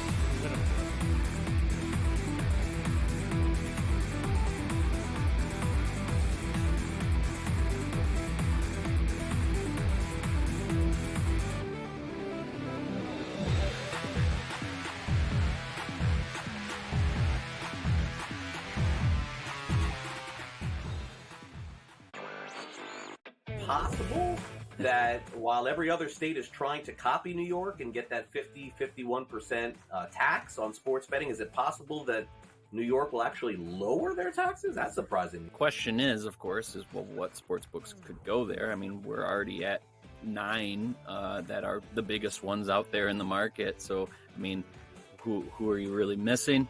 Newswire, only on SportsGrid. Anyone that's been to a sporting event, the atmosphere before a game, I think Game Time Decisions has that same exact atmosphere. This is our arena.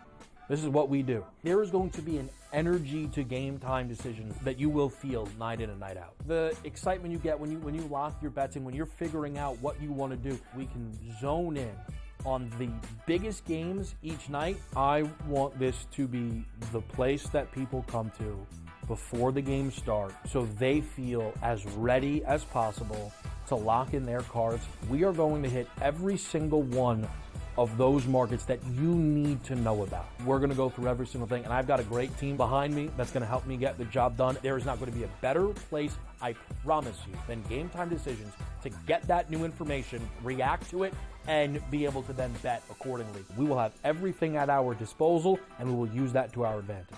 I'm Kevin Walsh. Tune into Game Time Decisions from 6 to 8 p.m. Eastern on SportsGrid. The 2 guys that can do it all. Too much electricity this morning. This is a good time. We're having a lot of fun. I had to do a triple take. Ka-ching! Why? Because of parity. I didn't mean to offend. Yeah, it's not going to happen. Load management is a dirty word. Let him rip. You know what? Circumstances provide the results. What? How do you do this once? Oh, Donnie, you got such a good show there. A network that is booming. The Early Line, only on SportsGrid.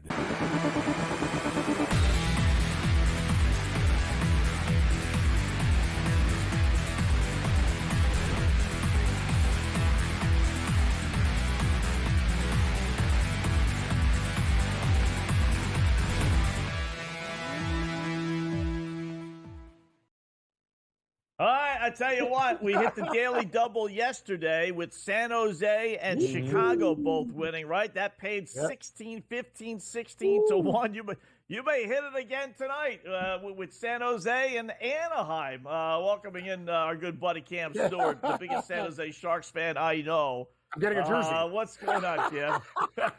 Hey, SJ Sharkey's my friend. Yep. Hey, they've been good to me. I don't know who's in the room. And I told Gabe last night, I'm seeing Buffalo Sabres minus 250, 260. I'm like, is this guy wasted? Like, are you kidding me? Yeah, the Sabres shouldn't be laying in that game maybe 40 cents, 50. I don't know what. Right.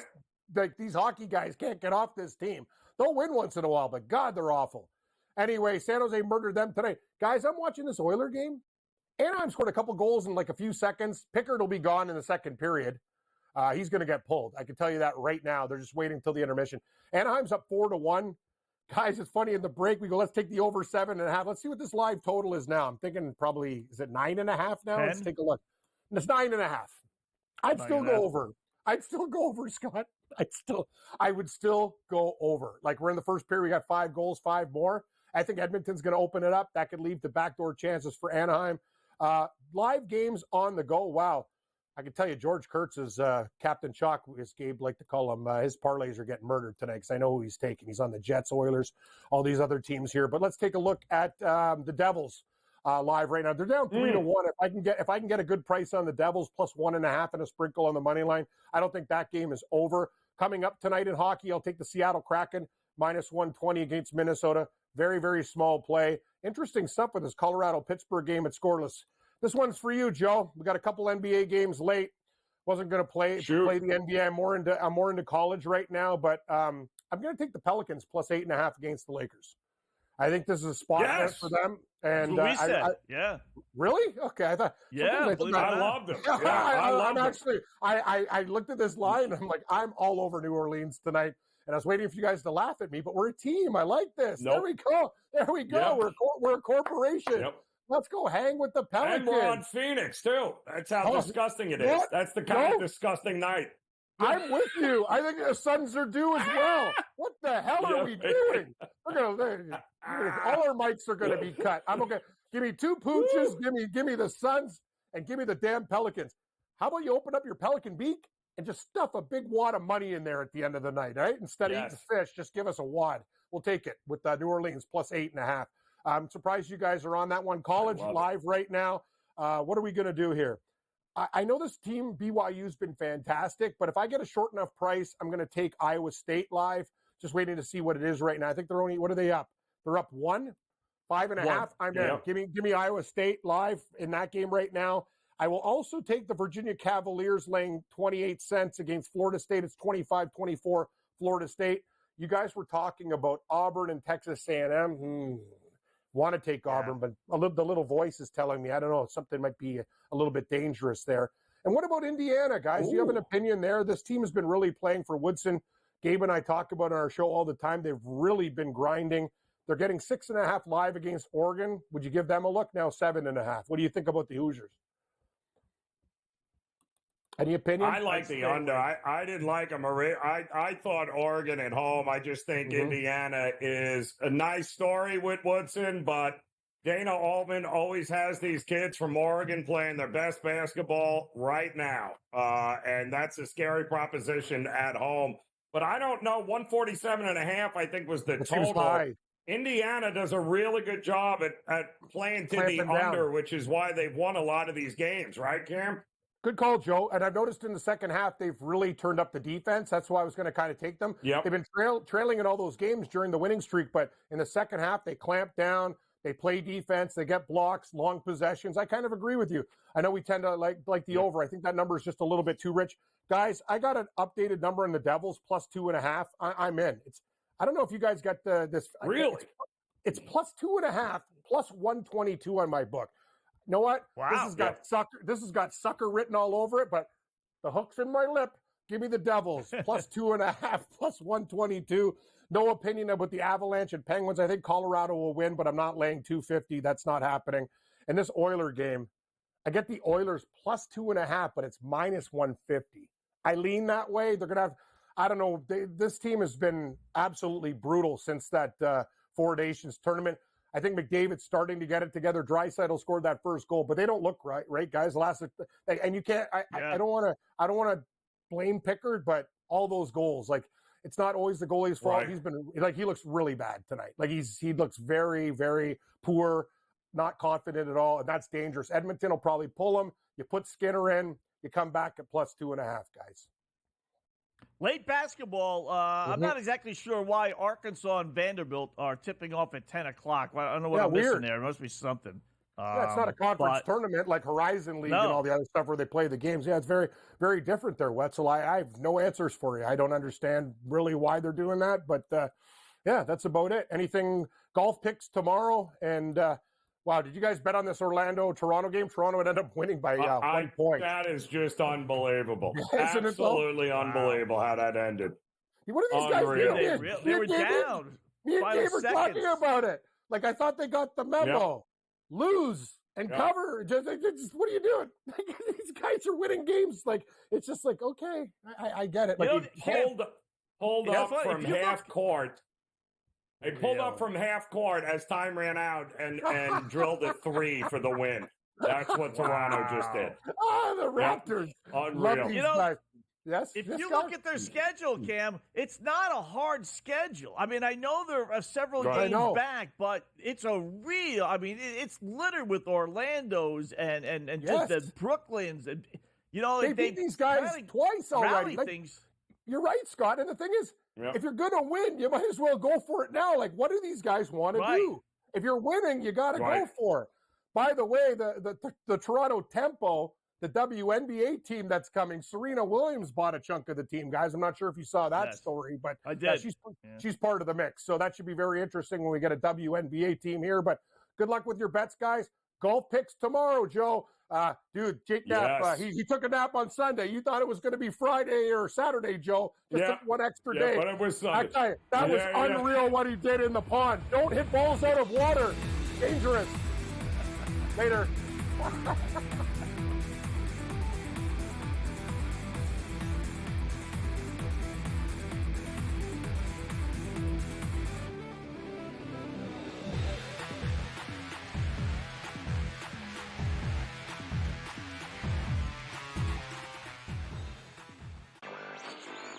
Possible that while every other state is trying to copy New York and get that 51% tax on sports betting, is it possible that New York will actually lower their taxes? That's surprising. The question is, of course, well, what sports books could go there? I mean, we're already at 9 that are the biggest ones out there in the market. So, I mean, who are you really missing? Newswire, only on SportsGrid. Anyone that's been to a sporting event, the atmosphere before a game, I think Game Time Decisions has that same exact atmosphere. This is our arena. This is what we do. There is going to be an energy to Game Time Decisions that you will feel night in and night out. The excitement you get when you lock your bets in, when you're figuring out what you want to do, we can zone in on the biggest games each night. I want this to be the place that people come to before the games start so they feel as ready as possible to lock in their cards. We are going to hit every single one of those markets that you need to know about. We're going to go through every single thing, and I've got a great team behind me that's going to help me get the job done. There is not going to be a better place, I promise you, than Game Time Decisions to get that new information, react to it, and be able to then bet accordingly. We will have everything at our disposal, and we will use that to our advantage. I'm Kevin Walsh. Tune into Game Time Decisions from 6 to 8 p.m. Eastern on SportsGrid. The two guys that can do it all. Too much electricity this morning. This is a good time. We're having a lot of fun. I had to do a triple take. Ka-ching! Why? Because of parity. I didn't mean to offend. Yeah, it's not going to happen. Load management is a dirty word. Let him rip. You know what? Circumstances provide the results. What? How do you do this one? Oh, Donnie, you got such a good show there. A network that is booming. The Early Line, only on SportsGrid.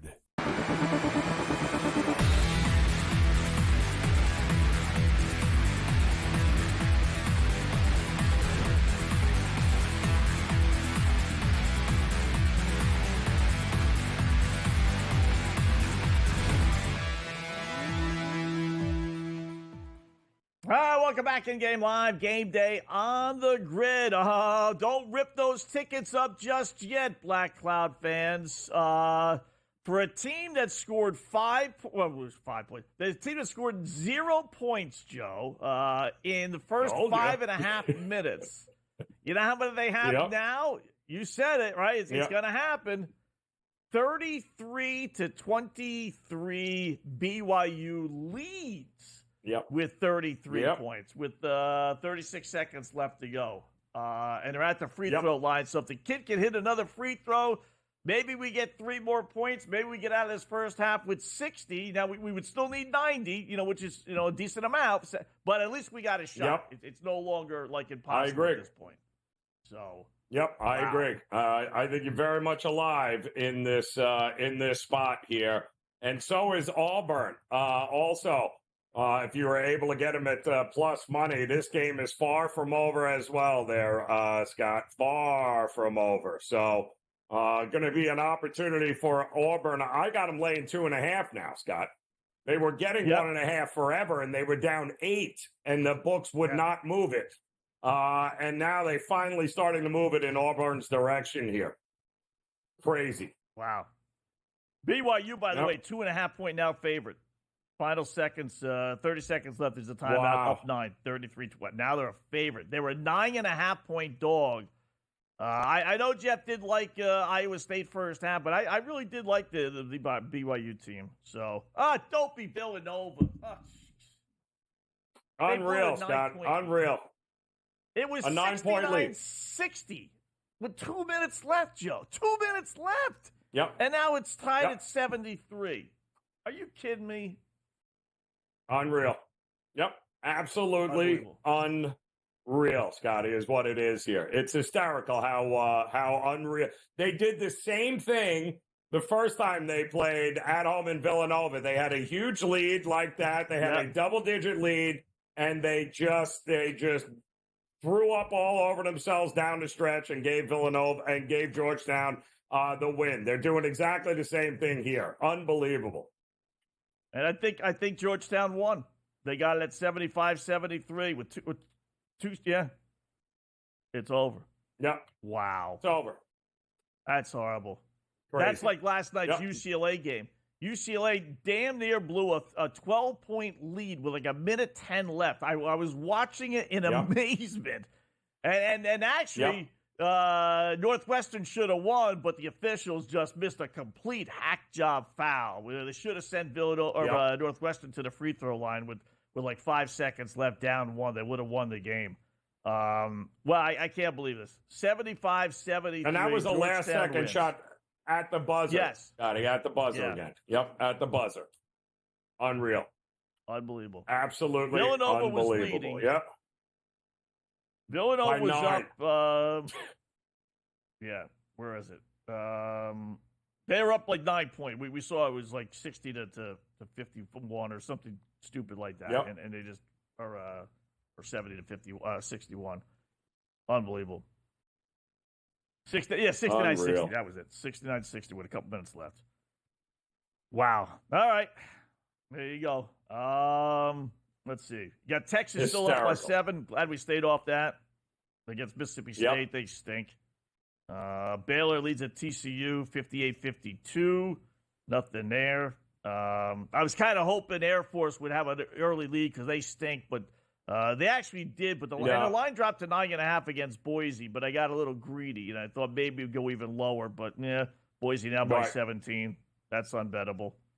So, kind of weird those late starts. I don't know why Villanova or Vandy is starting at 10 o'clock, and Nashville's East Coast time, and that's legitimately 10 o'clock. So Very is strange. there something going on that we don't know. Even if it's on ESPN, they wouldn't generally make it like that late for an East Coast. That's kind of weird. So, well, where was the game? At GW? That one, the Georgetown game. You mean? Yeah, the Georgetown game. And what was the Vandy game? Yeah, Vandy game is a little bit late here too. Very strange. Yeah, that's the one. Yeah, that's kind of weird. That's what I was talking about. You want to lay? I kind of like San Diego State laying 2.5 at UNLV. 11 o'clock tip off. Don't hate it. Your bailout special. Don't hate it. I like it. I like Double them. team. Yep. Much better team. Should win. And I like Utah in the second half at home to come back and beat West Virginia here. Cool. Joe, great job as always, man. Always fun working with you. We'll do it again soon. Yep. Folks, we'll talk to you tomorrow.